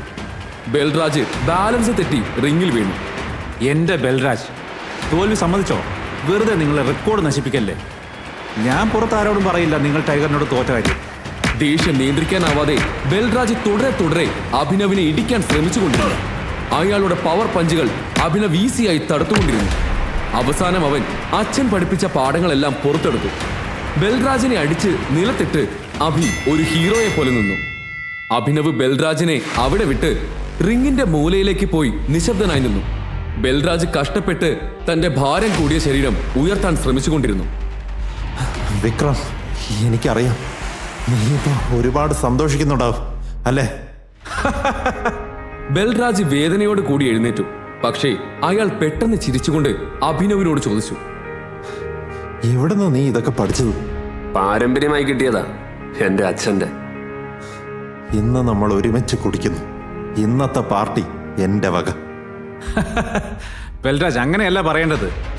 ടൈഗർ ജി ഇന്ന് എന്റെ കൂടെ മദ്യപിക്കാനും പാർട്ടി നടത്താനും താല്പര്യമുണ്ടോ എന്ന് ചോദിക്കണം. മനസ്സിലായോ?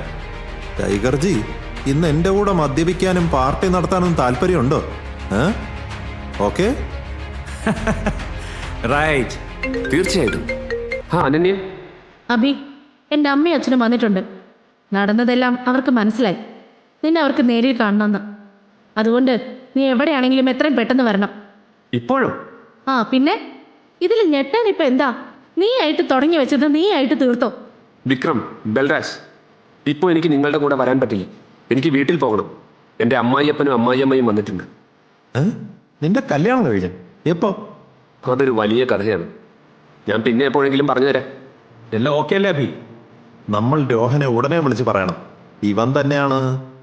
നോ ബൽരാജ്, ഇപ്പോൾ തൽക്കാലം ഇവന്റെ യഥാർത്ഥ ഐഡന്റിറ്റിയുടെ കാര്യം മറ്റാരും അറിയരുത്.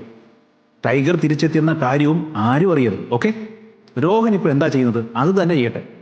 അപ്പൊ ശരി, ഞാൻ ഇറങ്ങുന്നു. പിന്നെ വിക്രം, എന്റെ ആ പുതിയ ജോലിയുടെ കാര്യം മറക്കണ്ട. ഡോണ്ട് വറി, അത് ഞാൻ ഏറ്റു. ഇത് കേട്ട് അഭിനവ് വിക്രമിനും ബൽരാജനും കൈകൊടുത്ത് പുറത്തിറങ്ങി. പോകാനായി അവൻ ഒരു ടാക്സി ബുക്ക് ചെയ്തിരുന്നു.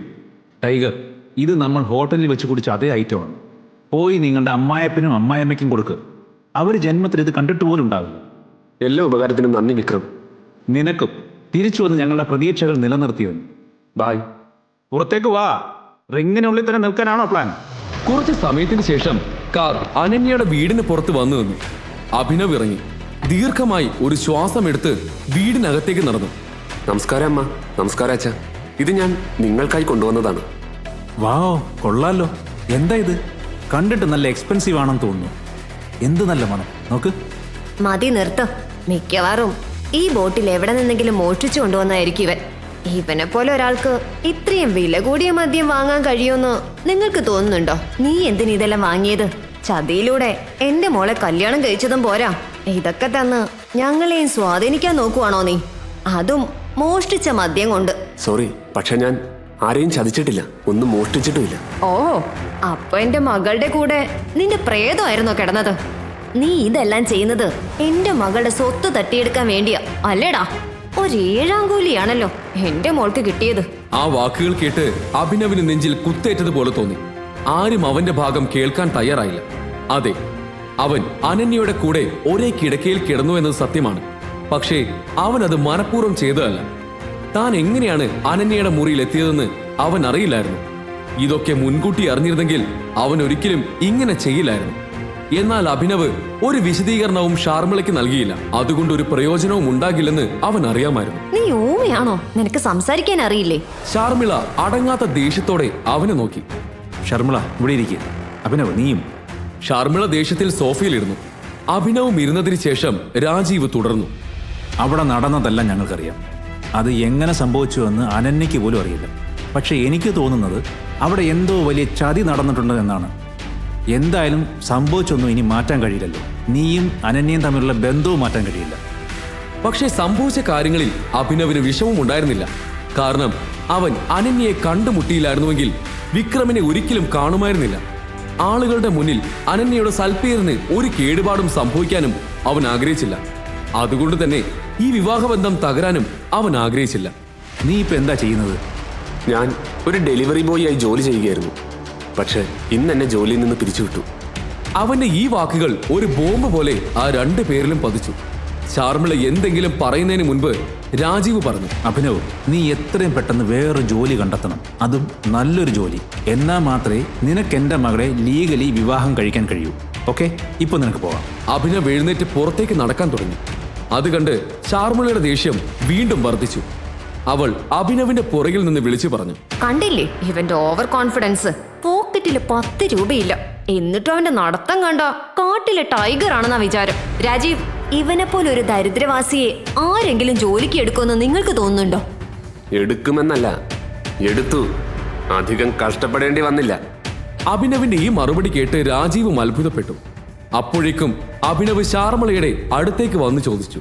എനിക്ക് ഒരു നല്ല ജോലി കിട്ടിയാൽ ഞാൻ അനന്യയെ വിവാഹം കഴിക്കാൻ യോഗ്യനാണെന്ന് നിങ്ങൾ സമ്മതിക്കുമോ? ആഹാ, എന്താ കോൺഫിഡൻസ് അല്ലേ? കോൺഫിഡൻസ് ഒലക്ക.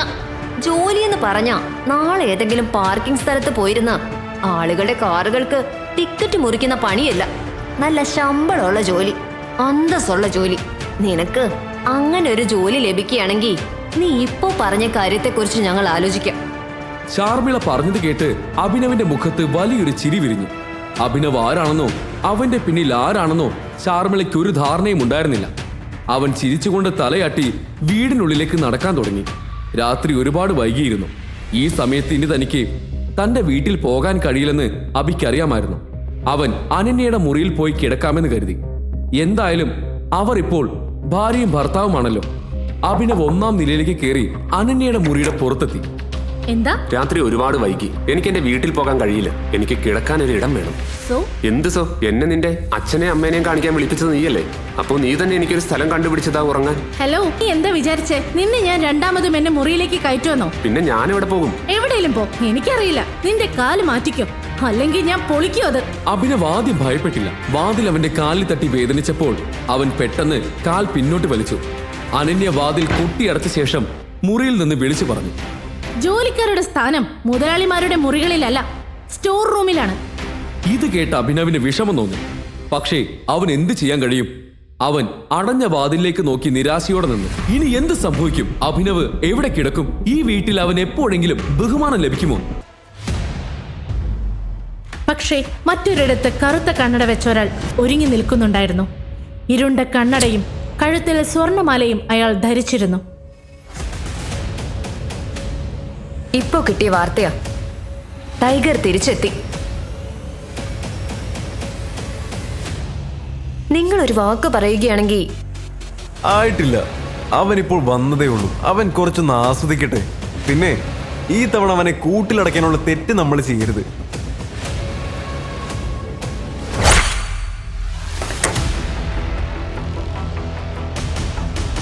എനിക്കറിയാം, ആ ദിവസം രാത്രി ഞാൻ നിന്റെ കൂടെയാണ് കിടന്നതെന്ന്. അതിനിപ്പോഴും സ്വന്തം മുറിയുടെ ഡോറൊക്കെ അടച്ചു പൂട്ടി കിടന്നുറങ്ങേണ്ട ആവശ്യം എന്താ? അഭിനവ് അപ്പോഴും അനന്യയുടെ മുറിയുടെ പുറത്ത് നിൽക്കുകയായിരുന്നു. മറ്റു മുറികളിൽ തനിക്ക് ഇടം ലഭിക്കാൻ പോകുന്നില്ലെന്ന് അവൻ അറിയാമായിരുന്നു. അതുകൊണ്ട് അഭിനവ് വീട്ടിലെ ജോലിക്കാർ ഉറങ്ങാറുണ്ടായിരുന്ന ആ സ്ഥലത്തേക്ക് പോയി. അവിടെ അവൻ ഭാഗ്യവശാൽ ഒരൊഴിഞ്ഞ കട്ടിൽ കണ്ടെത്തി. എന്നിട്ട് അതിൽ കിടന്നുറങ്ങി. താൻ എപ്പോഴാണ് ഉറങ്ങിപ്പോയതെന്നോ എപ്പോഴാണ് നേരം വെളുത്തതെന്നോ അവൻ അറിഞ്ഞില്ല.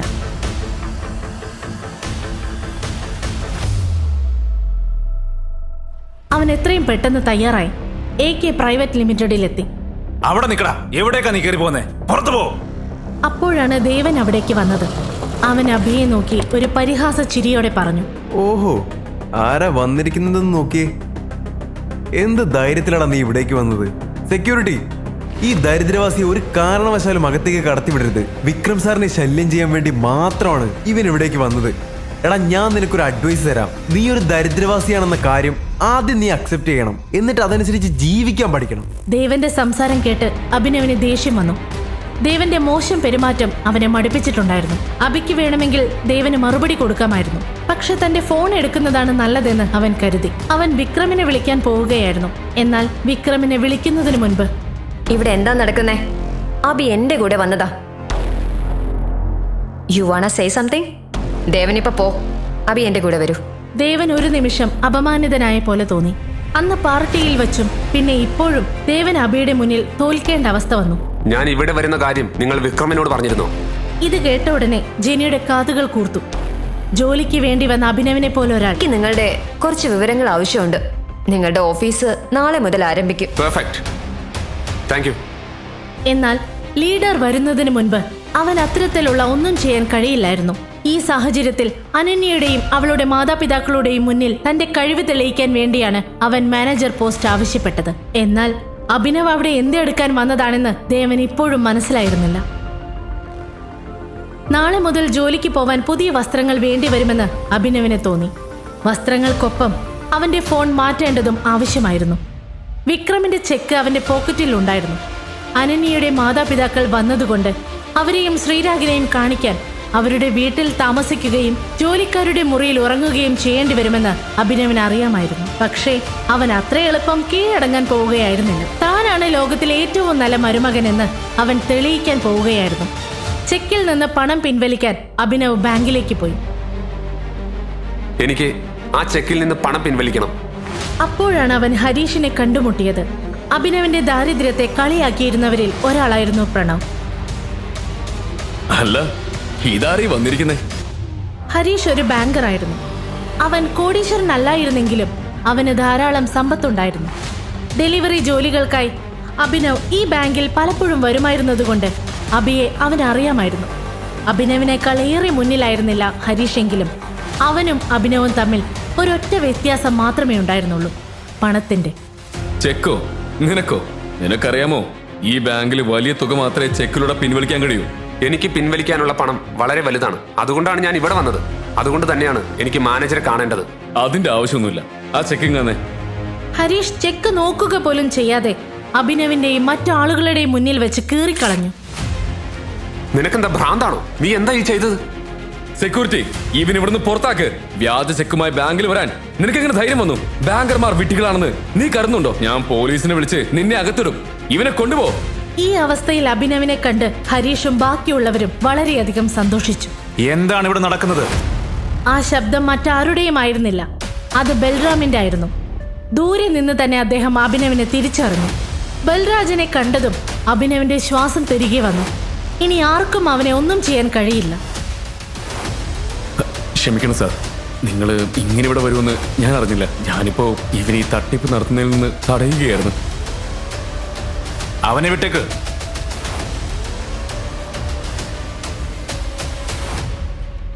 അഭിനവ് നിശബ്ദമായി ബൽരാജിനെ പിന്തുടർന്നു. എന്നാൽ ബൽറാം എന്തിനാണ് അഭിനവിനെ കൂടെ കൊണ്ടുപോകുന്നതെന്ന് ഹരീഷിനും മറ്റുള്ളവർക്കും മനസ്സിലാക്കാൻ കഴിഞ്ഞില്ല. ഹരീഷും അവരെ പിന്തുടരാൻ തുടങ്ങിയപ്പോൾ ബൽറാം പറഞ്ഞു, ഞാൻ നിന്നോട് എന്റെ കൂടെ വരാൻ പറഞ്ഞോ? ഇല്ല സാർ. ബൽറാം അവനെ നോക്കിയപ്പോൾ ഹരീഷിന്റെ കാലുകൾ നിശ്ചലമായി. ബൽറാമിന്റെ പെരുമാറ്റം കണ്ട് അഭിനവ് ഭയന്നു. ബൽറാം അവിടെയുള്ള ആളുകൾക്ക് അഭിനവിന്റെ ഐഡന്റിറ്റിയെ കുറിച്ച് സംശയം തോന്നിക്കുന്ന ഒന്നും ചെയ്യില്ലെന്ന് അവൻ പ്രത്യാശിച്ചു. ഇവനൊരു തെറ്റ് ചെയ്തിട്ടുണ്ടെങ്കിൽ മാനേജർക്ക് അതിനെക്കുറിച്ച് അറിയണം. നിങ്ങൾ നിങ്ങളുടെ തലത്തിലാണ് നടപടിയെടുക്കുന്നതെങ്കിൽ ഒരുപക്ഷെ മാനേജർക്ക് അതൃപ്തി തോന്നാൻ സാധ്യതയുണ്ട്. ശരി സാർ, വരൂ. ബൽരാജ് അഭിനവിനെ നോക്കി തന്റെ കൂടെ അകത്തേക്ക് വരാൻ ആംഗ്യം കാണിച്ചു. ഇരുവരും ഒരുമിച്ച് മാനേജറുടെ ക്യാബിനിലേക്ക് പ്രവേശിച്ചു. മാനേജർ കസാരയിലിരുന്ന് കമ്പ്യൂട്ടറിൽ ജോലി ചെയ്യുകയായിരുന്നു. അദ്ദേഹത്തിന്റെ ശ്രദ്ധ ആകർഷിക്കാൻ ബൽറാം വാതിൽ ശക്തിയായി അടച്ചു. പെട്ടെന്ന് മാനേജറുടെ കണ്ണ് വാതിലിൽ പതിഞ്ഞു. ബൽരാജ് മുന്നിൽ നിൽക്കുന്നത് കണ്ടപ്പോൾ, മിസ്റ്റർ ബൽറാം, നിങ്ങൾ എങ്ങനെ ഇവിടെ എത്തി? എന്തുകൊണ്ട് നേരത്തെ പറഞ്ഞില്ലേ? വിളിച്ചുകൂടായിരുന്നോ? ദയവായി ഇരിക്കൂ, പറയൂ, നിങ്ങൾ എങ്ങനെയാണ് ഇവിടെ വന്നത്? ഞാൻ ഇവിടെ ഒരു ആവശ്യത്തിനാണ് വന്നത്. പക്ഷെ പുറത്തുള്ള ഒരു രംഗം കണ്ടപ്പോൾ എനിക്ക് ആദ്യം നിങ്ങളോട് ഇതിനെക്കുറിച്ച് സംസാരിക്കണമെന്ന് തോന്നി. പറയൂ. ഈ മനുഷ്യൻ ആരാണെന്ന് നിങ്ങൾക്കറിയാമോ? അദ്ദേഹത്തിന്റെ നോട്ടം മുഖത്ത് നിന്ന് തെന്നി മാറി കയ്യിലും ഒടുവിൽ അബിയുടെ മോതിരത്തിലും പതിച്ചു. മോതിരത്തിൽ അടയാളം കണ്ട ഉടൻ മാനേജറുടെ വായ തുറന്ന പോലെയായി. ഓ മൈ ഗോഡ്, ഇത് ടൈഗറാണോ? ഇയാൾ ആരാ? ഇയാൾ ആ ഗ്യാങ്ങിലെ അവസാനത്തെ അംഗമാണ്. നീ ലീഡറായ അതേ ഗ്യാങ്ങിന്റെ. I'm very sorry. ദയവായി എന്നോട് ക്ഷമിക്കൂ. ടൈഗർ, നിങ്ങൾ ഇത്രയും കാലം ഇവിടെ ഉണ്ടായിരുന്നോ? നിങ്ങൾക്കായി ഞാൻ എന്താണ് ചെയ്തു തരേണ്ടത്? വേണ്ട, അതിന്റെ ഒന്നും ആവശ്യമില്ല. ഒരു കാര്യം മാത്രം ഓർത്തു വെക്കൂ, ഇദ്ദേഹവും നിങ്ങളും അല്ലാതെ ഞാൻ ടൈഗർ ആണെന്ന് മറ്റാരും അറിയരുത്. ശരി സാർ.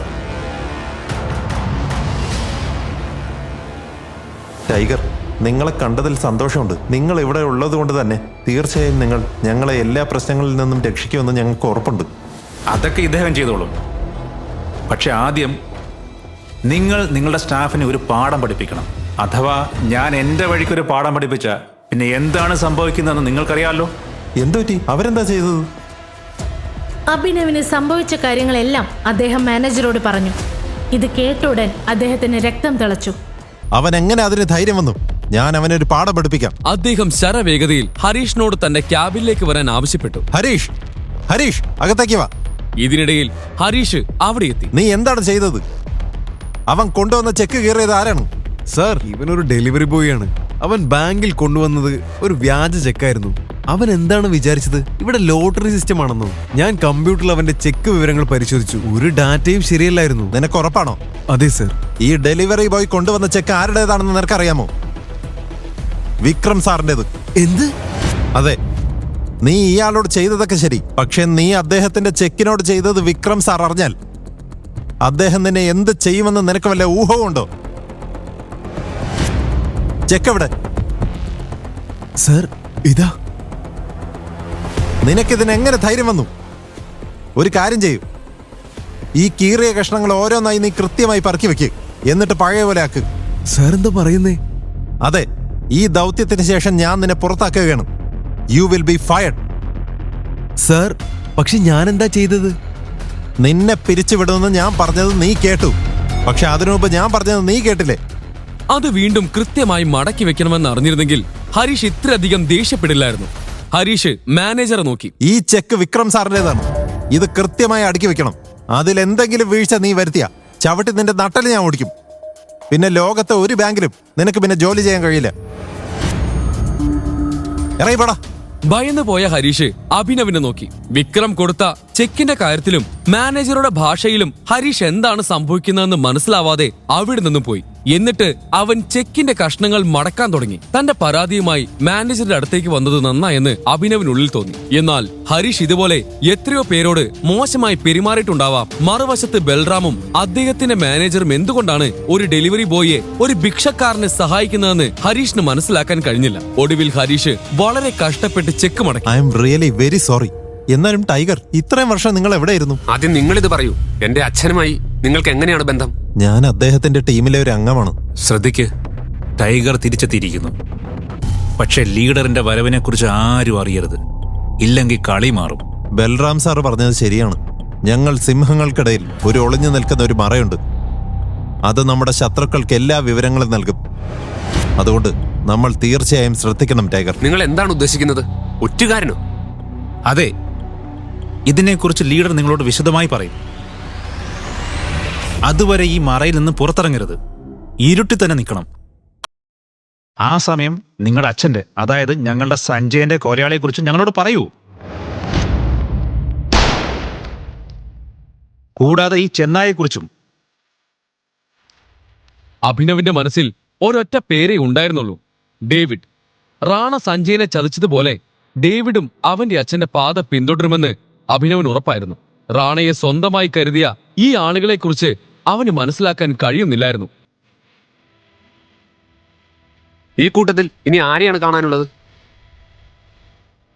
നിന്റെ മുന്നിലുള്ള ഈ മാനേജറെയും കണ്ടു, നീ എന്നെയും വിക്രമനെയും കണ്ടു.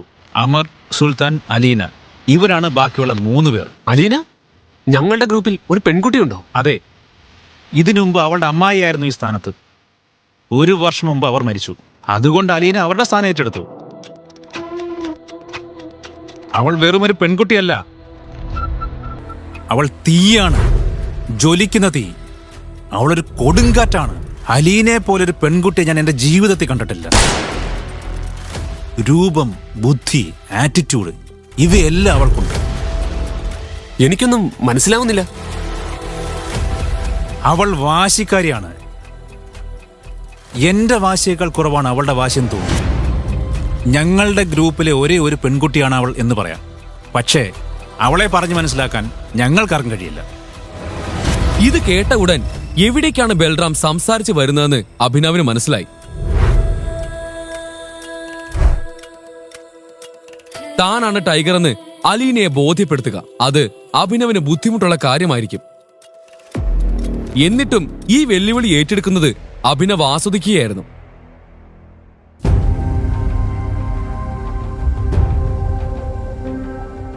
അലീനയെ കാണാനുള്ള അഭിനവിന്റെ ആഗ്രഹവും വർദ്ധിച്ചു. ഇതിനിടയിൽ മാനേജർ പറഞ്ഞു, നിങ്ങൾ അവളെ ഉടൻ തന്നെ കാണും. പക്ഷെ അവൾക്ക് നിങ്ങളെ തിരിച്ചറിയാമെന്ന് എനിക്കറിയില്ല. അവളെ ബോധ്യപ്പെടുത്താൻ ടൈഗറിന് പ്രയാസമാണെന്ന് എനിക്ക് തോന്നുന്നില്ല. ഞാൻ വിചാരിച്ച പോലത്തെ പയ്യനല്ലവൻ. ബൽരാജിന്റെ വാക്കുകൾ കേട്ട് മാനേജറുടെ കാതുകൾ കൂർത്തു. ബൽറാം സാർ, ടൈഗർ നിങ്ങളെ ഈ മോതിരത്തിൽ കുടിക്കെന്ന് നിങ്ങൾക്ക് തോന്നുന്നുണ്ടോ? ഇത് കേട്ട ഉടൻ ബൽറാം പൊട്ടിച്ചിരിച്ചു. എന്നിട്ട് അദ്ദേഹം അത് ശരിവെച്ചു എന്നോണം തലയാട്ടി. അദ്ദേഹത്തെ കണ്ട് മാനേജർ മുറയ്ക്ക് ചിരിക്കാൻ തുടങ്ങി. ഏതായാലും ടൈഗർ, ഇപ്പോൾ നിങ്ങൾക്ക് എത്ര പണം വേണം? ഞാൻ തരാം. പിന്നീട് വിക്രം സാറിന്റെ ഓഫീസിൽ നിന്ന് ഞാൻ ചെക്ക് വീണ്ടും ഇഷ്യൂ ചെയ്യിച്ചോളാം. ഇപ്പോൾ എനിക്ക് 1 കോടി രൂപ വേണം. ബാക്കിയുള്ള 49 കോടി എന്റെ പുതിയ അക്കൗണ്ടിലേക്ക് ട്രാൻസ്ഫർ ചെയ്യണം. ഓക്കെ, ഞാനത് ശരിയാക്കി തരാം. ഇത് കേട്ട് മാനേജർ അവന് വേണ്ടി പണം എടുക്കാൻ പോയി. ബൽറാം, ഈ അലീന എന്ന പെൺകുട്ടിയെ കുറിച്ച് മറ്റെന്താണ് നിങ്ങൾക്കറിയാവുന്നത്?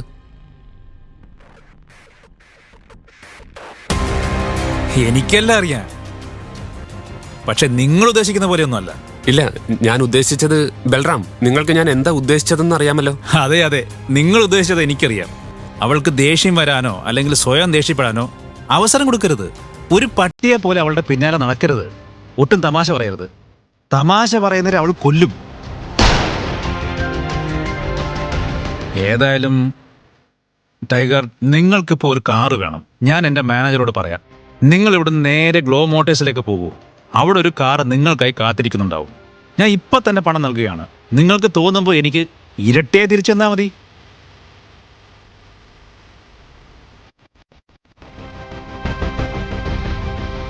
Thank you.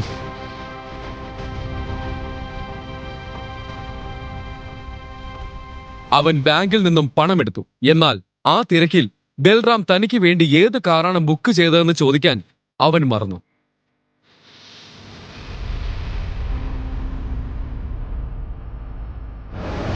അകത്തേക്ക് പോയപ്പോൾ തന്നെ ഷോറൂമിലെ മാനേജർ ആരെയോ കാത്ത് വാതിൽക്കൽ നിൽക്കുന്നത് അവൻ കണ്ടു. മിസ്റ്റർ അഭിനവ് രജപുത്ര? ഞാനാണ് അഭിനവ് രജപുത്ര. വരൂ, അകത്തേക്ക് വരൂ പ്ലീസ്. കുറച്ചു കഴിഞ്ഞപ്പോൾ അഭിനവ് ഒരു ഗ്യാരേജിലെത്തി. മാനേജർ അവനെ അവന്റെ കാറിനടുത്ത് കൊണ്ടുവന്നു. ഇതാണ് കാർ. ഞാൻ പേപ്പറുകൾ റെഡിയാക്കിയിട്ട് വരാം. ആ സമയം സർ കാർ നന്നായി നോക്കിക്കോളൂ. അത് വളരെ വില കൂടിയൊരു കാറായിരുന്നു.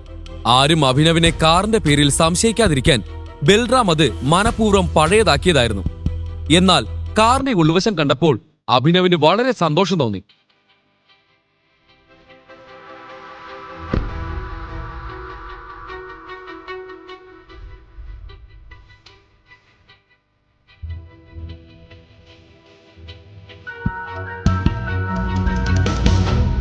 ഹലോ, ഇതെന്താ അഭിനവ്? നിങ്ങൾ കാർ എടുക്കുകയാണോ? നിങ്ങൾ ആരാ? നിങ്ങൾക്ക് എന്താ വേണ്ടത്? ഞാൻ റോഷ്നി, നിങ്ങളുടെ ഭാര്യയുടെ കൂട്ടുകാരിയാണ്. വിക്രമിന്റെ പാർട്ടിയിൽ വെച്ച് അഭിനവ് റോഷ്നിയെ കണ്ടിരുന്നു. അന്ന് അഭിനവ് അവളോട് സംസാരിച്ചില്ലെങ്കിലും പാർട്ടിയിൽ വെച്ച് അവൾ തുടർച്ചയായി അഭിനവിനെ നോക്കുന്നുണ്ടായിരുന്നു. അഭിനവ് ഈ ലോകത്തിന് കാണിച്ചു കൊടുക്കുന്ന ഒന്നും യഥാർത്ഥമല്ലെന്ന് അവൾക്ക് സംശയമുണ്ടായിരുന്നു. ഈ ചോദ്യം ഞാൻ നിങ്ങളോടാ ചോദിക്കണ്ടേ? നിങ്ങൾക്ക് എങ്ങനെ ഇവിടെ ഒരു കാർ വാങ്ങാൻ വരാൻ കഴിയും? നിങ്ങളൊരു ദരിദ്രനാണെന്നാണല്ലോ അനന്യ എന്നോട് പറഞ്ഞത്. അതെ, ഞാനൊരു പാവപ്പെട്ടവനാണ്. ഞാനിത് എന്റെ ബോസിന് വേണ്ടി വാങ്ങുകയായിരുന്നു. റോഷ്നി കുറച്ചുനേരം അവനെ നോക്കിയിട്ട് പറഞ്ഞു. നേരോ? നിങ്ങൾ കള്ളം പറയുമല്ലേ? ഞാൻ എന്തിനു നിങ്ങളോട് കള്ളം പറയണം? എനിക്കറിയില്ല. വേണ്ട, ഞാനൊരു കാര്യം ചെയ്യാം. ഞാൻ അനന്യയെ ഇങ്ങോട്ട് വിളിക്കാം. ദൂരെ നിന്നെങ്കിലും അവൾ നിങ്ങളെ കാറിൽ കാണുമ്പോൾ സന്തോഷിക്കും. വേണ്ട വേണ്ട, അവളെ എന്തിനാണ് ഇവിടേക്ക് വിളിക്കുന്നത്? അവളെ എന്തിനും ബുദ്ധിമുട്ടിക്കണം? റോഷ്നി പറ, റോഷ്നിക്ക് ഞാൻ എന്തെങ്കിലും സഹായം ചെയ്തു തരണോ? നിങ്ങൾ എനിക്കൊരു ട്രീറ്റ് തരുമോ? എന്താ, നിങ്ങൾ എന്നെ ട്രീറ്റിന് കൊണ്ടുപോവില്ലേ? നോക്ക്, ഞാൻ നിങ്ങളുടെ ഭാര്യയുടെ കൂട്ടുകാരിയാണ്. നിങ്ങൾ എന്റെ ആവശ്യം തള്ളിക്കളയുമെന്ന് ഞാൻ കരുതുന്നില്ല. അഭിനവ് മറുപടി പറയുന്നതിന് മുൻപ് റോഷ്നി കാറിന്റെ വാതിൽ തുറന്ന് പാസഞ്ചർ സീറ്റിലിരുന്നു. അപ്പോഴേക്കും മാനേജർ രേഖകളുമായി വന്നു. അദ്ദേഹം രേഖകൾ അഭിനവിന് നൽകി.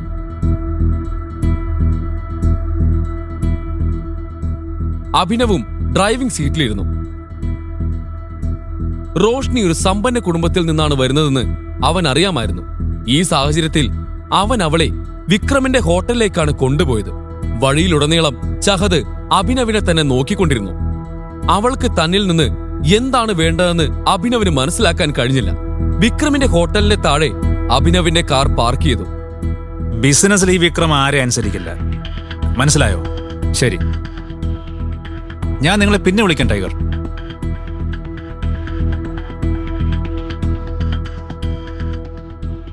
അഭിനവിന്റെ ഫോൺ റിങ് ചെയ്തു. അത് വിക്രമിന്റെ കോളാണെന്ന് അവൻ കണ്ടു. വിക്രം? ഹലോ ടൈഗർ, എന്തു പറ്റി?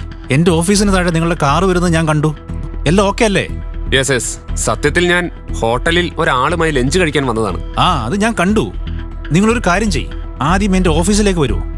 ഞാൻ എന്റെ VIP കാർഡ് തരാം. അതുണ്ടെങ്കിൽ നിങ്ങൾക്ക് 2 പേർക്കും VIP പരിഗണന ലഭിക്കും. എന്തു പറ്റി? നമുക്ക് പോവാം. റോഷ്നി, ഇവിടെ നിൽക്കൂ. എനിക്കൊരു പ്രധാനപ്പെട്ട ജോലിയുണ്ട്, ഞാനത് തീർത്തിട്ട് വരാം. റോഷ്നി അവൻ പോകുന്നത് നോക്കി നിന്നു. അത് വിക്രമിന്റെ ഓഫീസാണെന്ന് അവൾക്ക് നന്നായി അറിയാമായിരുന്നു. എന്നാൽ അഭിനവ് അവിടെ എന്താണ് ചെയ്യാൻ പോകുന്നത്? റോഷ്നിക്ക് അഭിനവിന്റെ അടുത്ത് ചില സംശയങ്ങൾ തോന്നി തുടങ്ങിയപ്പോഴേക്കും അവൻ വിക്രമിന്റെ ക്യാബിനിലെത്തി. അഭിനവിനെ കണ്ടതും വിക്രം ഇരുന്ന സ്ഥലത്ത് നിന്നും ചാടി എഴുന്നേറ്റു. Welcome tiger, welcome. All good? Yes, all good.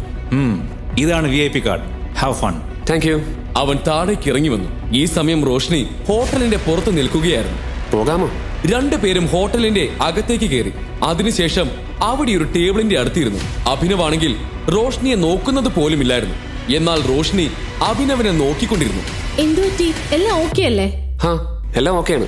നീ ഈ ഓഫീസിലാണോ ജോലി ചെയ്യുന്നത്? നമുക്കെന്തെങ്കിലും ഓർഡർ ചെയ്താലോ? എനിക്ക് നല്ല വിശപ്പുണ്ട്. വെയിറ്റർ. അഭിനവ് റോഷ്നിയുടെ ചോദ്യം മനഃപൂർവ്വം ഒഴിവാക്കി. Hello sir, how may I help you? നീ എന്റെ അടുത്ത് നിന്ന് എന്തെങ്കിലും ഒളിക്കുന്നുണ്ടോ? ഇല്ലല്ലോ, സത്യമായിട്ടില്ല. ഞാൻ എന്തിനാണ് വെറുതെ നിന്റെ അടുത്ത് നിന്ന് എന്തെങ്കിലും ഒളിപ്പിക്കുന്നത്? 1 സെക്കൻഡ്. അഭിനവ് തനിക്കും റോഷ്നിക്കും വേണ്ടിയുള്ള ഓർഡർ കൊടുത്തു. 2 ജ്യൂസ് പ്ലീസ്.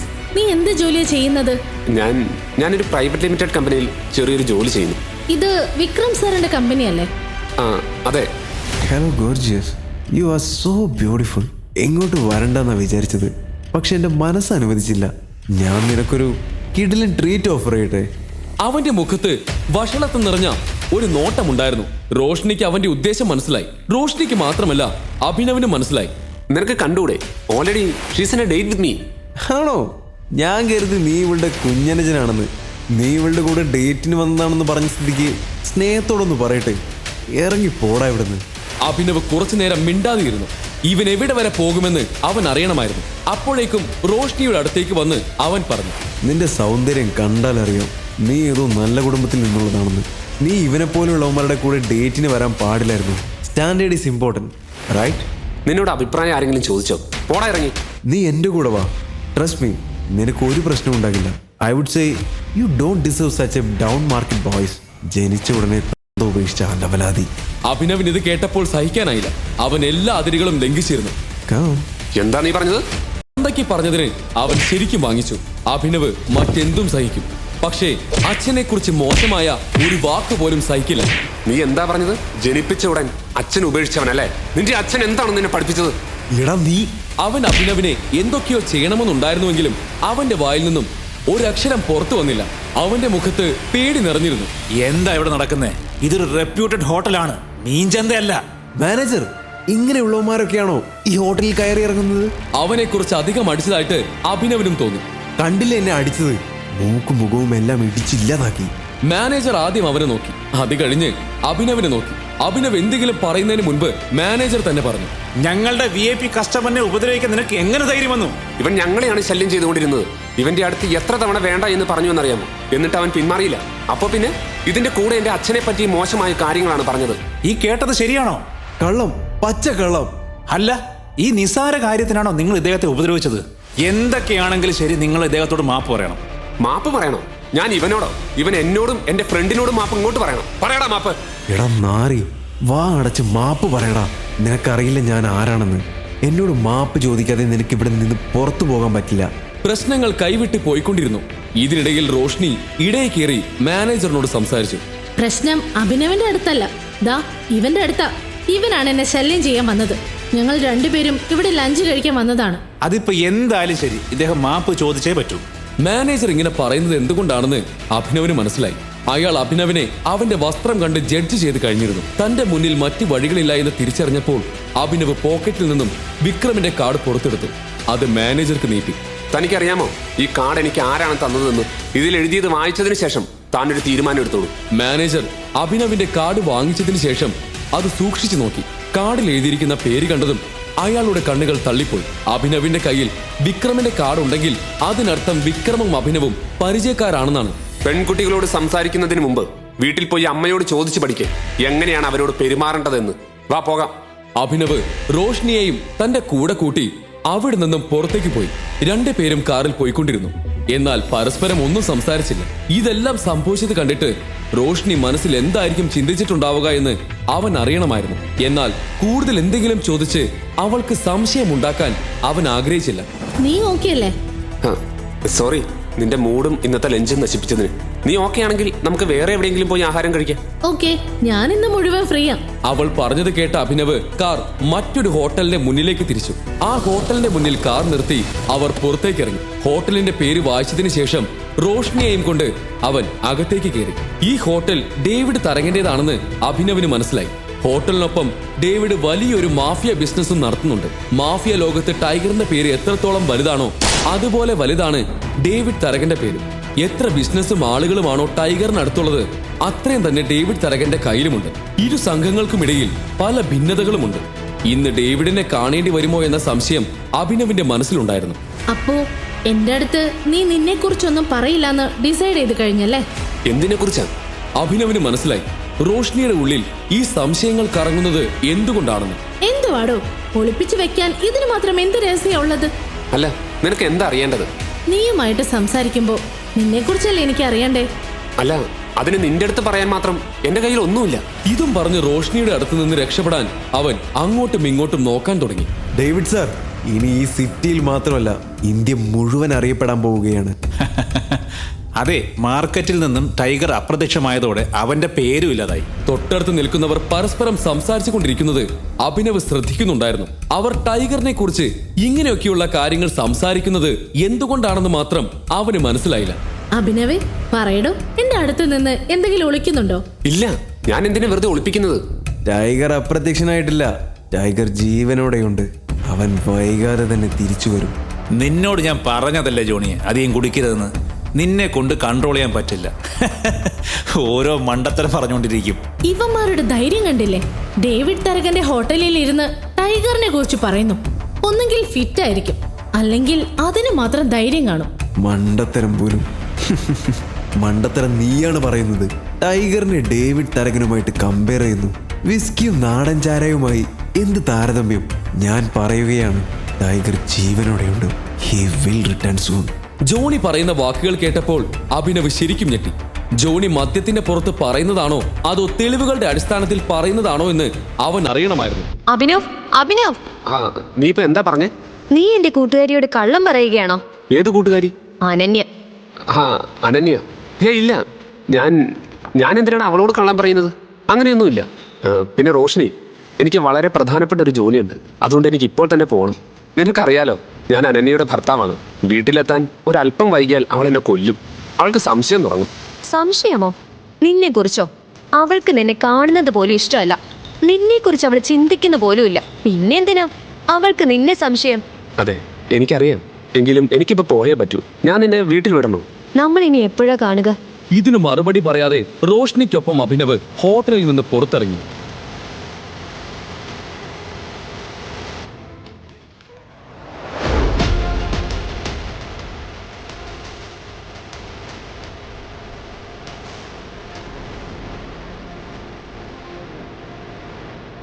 അപ്പോഴാണ് കുറെ പേർ ചേർന്ന് ഒരു പയ്യനെ തല്ലിച്ചതയ്ക്കുന്നത് അഭി കണ്ടത്. എന്തിനാ നിങ്ങൾ ആ പാവത്തിനെ തല്ലുന്നത്? നിനക്കറിഞ്ഞിട്ട് എന്ത് കാര്യം? കാര്യമുണ്ടല്ലോ. ഇവിടുന്ന് 2 കാലിൽ വീട്ടിലേക്ക് പോകണമെങ്കിൽ മിണ്ടാതെ സ്ഥലം വിട്ടു. തടി കേടാക്കാൻ നിൽക്കണ്ട. ചേടാ, ഈ ലൈൻ ഞാൻ നിന്നോട് പറയാൻ വരികയായിരുന്നു. എന്റെ ഡയലോഗ് മോഷ്ടിച്ചതിന് നിനക്ക് കുറച്ചുകൂടി തല്ല് കിട്ടും. ഹീറോ കളിക്കാൻ നിൽക്കല്ലേ. കൊച്ചിയിൽ ഇപ്പൊ ഹീറോയിസിന് മാർക്കറ്റില്ല. മിണ്ടാതെ വിട്ടോ, അല്ലേ ഞങ്ങൾക്ക് ഒന്നിന് പകരം 2 കുഴിയെടുക്കേണ്ടി വരും. അഭിനവ് ഇതിന് ഒരു മറുപടി നൽകിയില്ല. അവൻ ആ ആളുകളെ നോക്കി എണ്ണം തിട്ടപ്പെടുത്തുകയായിരുന്നു. അപ്പോൾ ആ പയ്യൻ പിറകോട്ട് മാറി. അവസാനം അഭിനവ് പറഞ്ഞു, എങ്കിൽ നിങ്ങൾ മോർച്ചറിയിലേക്ക് വിളിച്ചു പറയണം. 1, 2, 3, 4 മൊത്തം 4 ചേംബർ മാറ്റി വെക്കാൻ. 2 പേര് ആ 4 ബോഡിയും കൊണ്ട് ഉടനെ വരുന്നുണ്ടെന്ന്. അടിക്കളായി പൊട്ടിയെ. ആ ഗുണ്ടകൾ അഭിയെ തല്ലാനായി അടുത്തു. അഭിനവും അവരെ നേരിടാൻ പൂർണ്ണമായി തയ്യാറായിരുന്നു.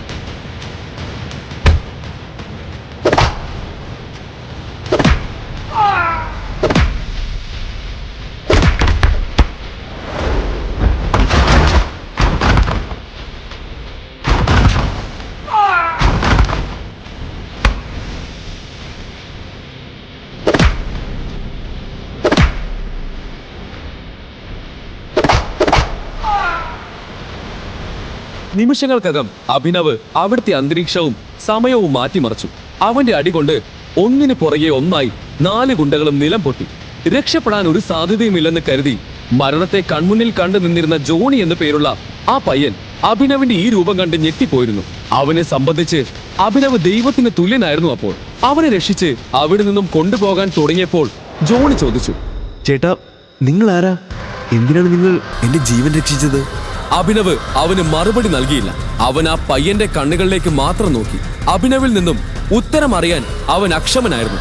ഞാൻ ആരാണെന്ന് നിന്നോട് പറയാം, പക്ഷെ ആ രഹസ്യം ആരോടും പറയില്ലെന്ന് നീ എനിക്ക് വാക്ക് തരണം. തന്റെ ജീവൻ രക്ഷിച്ച അഭിനവിന് വേണ്ടി അത്രയുമെങ്കിലും ചെയ്യണമെന്ന് അവൻ മനസ്സിൽ ഉറപ്പിച്ചു. ഞാൻ ടൈഗറാണ്. അത് കേട്ടതും ജോണി ഞെട്ടലോടെ 2 ചുവട് പിറകോട്ട് വെച്ചു. അവന്റെ കണ്ണുകൾ വിടർന്നു. അവൻ കണ്ണിമ ചിമ്മാതെ അഭിനവിനെ നോക്കി. താൻ കാണുന്നത് സ്വപ്നമാണോ യാഥാർത്ഥ്യമാണോ എന്ന് അവന് മനസ്സിലായില്ല. ജോണി കണ്ണിമ വെട്ടാതെ അഭിനവ് പോകുന്നത് നോക്കി നിന്നു. കുറച്ച് സമയത്തിന് ശേഷം അഭിനവ് ഹരിദേവൻ മേനോന്റെ വീട്ടിലെത്തി. അഭിനവ് അകത്തേക്ക് കയറുമ്പോൾ കണ്ടത് രാജയും ശാർമിളയും അനന്യയും എന്തോ ഗൗരവമായ കാര്യം ചർച്ച ചെയ്യുകയായിരുന്നു. എനിക്ക് എന്ത് ചെയ്യണമെന്നറിയില്ല. നമ്മൾ സൗരവനോട് സംസാരിക്കണം. കുറഞ്ഞപക്ഷം അവൻ വിക്രമനോട് നമുക്ക് വേണ്ടി സംസാരിക്കട്ടെ. വിക്രമിന് മാത്രമേ ഇനി നമുക്ക് വേണ്ടി എന്തെങ്കിലും ചെയ്യാൻ കഴിയൂ. SR കോർപ്പറേഷന്റെ പിന്തുണ ലഭിച്ചില്ലെങ്കിൽ നമ്മൾക്കൊന്നും ചെയ്യാൻ കഴിയില്ല. അഭിനവ് വന്നത് കുറച്ച് വൈകിയായിരുന്നു. അതുകൊണ്ട് തന്നെ അവന് കാര്യങ്ങൾ മുഴുവനായും മനസ്സിലാക്കാൻ കഴിഞ്ഞില്ല. പക്ഷെ കേട്ടതിൽ നിന്ന് അനന്യയുടെ കമ്പനി എന്തോ വലിയ പ്രശ്നത്തിലാണെന്ന് അവന് മനസ്സിലായി. എനിക്ക് തോന്നുന്നത് നമ്മൾ ഫോക്കസ് സ്ക്രീൻ കമ്പനിയുടെ സപ്പോർട്ട് തേടണമെന്നാ. അമ്മ എന്താ ഈ പറയുന്നത്? ഈ 2 കമ്പനികളും നടത്തുന്നത് ടൈഗറാണ്. നമ്മളെപ്പോലുള്ളവർക്ക് ടൈഗറിനെ നേരിട്ട് പോയി കാണാൻ പോലും കഴിയില്ല. ആരും അയാൾ ഇന്ന് വരെ നേരിട്ട് കണ്ടിട്ട് പോലുമില്ല. പിന്നെ നമ്മൾ എങ്ങനെ അവനെ കാണും? ചിലപ്പോ ശ്രീരാഗിന് നമ്മളെ സഹായിക്കാൻ പറ്റിയേക്കും. ഞാനൊരു കാര്യം ചെയ്യാം. അനന്യയുടെയും ശ്രീരാഗിന്റെയും വിവാഹം ഉടനെ ഫിക്സ് ചെയ്യാം. അല്ലെങ്കിലും ആ അഭിനവ് നമ്മൾക്ക് വേണ്ടി എന്താ ചെയ്തത് ഇതുവരെ? നമസ്കാരം. അത് കേട്ട് അഭിനവ് ചിരിയോടെ അവരുടെ അടുത്തേക്ക് നടന്നു. ക്ഷീണിച്ചിരുന്നെങ്കിലും താൻ എന്താണ് ചെയ്യുന്നതെന്ന് ഇവരെ അറിയിക്കാൻ അവൻ ആഗ്രഹിച്ചില്ല. അഭിനവ് സന്തോഷത്തോടെ അവരെ അഭിവാദ്യം ചെയ്തതും ശാർമിളയും അനന്യയും രാജീവും അവനെ നോക്കി. അവരുടെ കണ്ണുകളിൽ തീവ്രമായ ഒരുതരം ദേഷ്യമുണ്ടായിരുന്നു. അവരുടെ കണ്ണുകൾ കണ്ട് അഭിനവ് അത്ഭുതപ്പെട്ടു. അവർ ചിരിയോടെ അവനെ അഭിവാദ്യം ചെയ്യുമെന്ന് അവൻ ഒരിക്കലും പ്രതീക്ഷിച്ചിരുന്നില്ല. എങ്കിലും ഇന്ന് അവരുടെ കണ്ണുകളിൽ കണ്ട ദേഷ്യം അവന് വിചിത്രമായി തോന്നി. എന്താകും ഇനി സംഭവിക്കാൻ പോകുന്നത്? എന്തിനാണ് എല്ലാവരും അഭിനവിനോട് ദേഷ്യപ്പെടുന്നത്? അനന്യയുടെ പ്രശ്നം എന്താണ്? അഭിനവിന് അവളുടെ പ്രശ്നം പരിഹരിക്കാൻ കഴിയുമോ? ഈ കഥയുടെ ബാക്കി അറിയാൻ download pocket FM app. Link in description.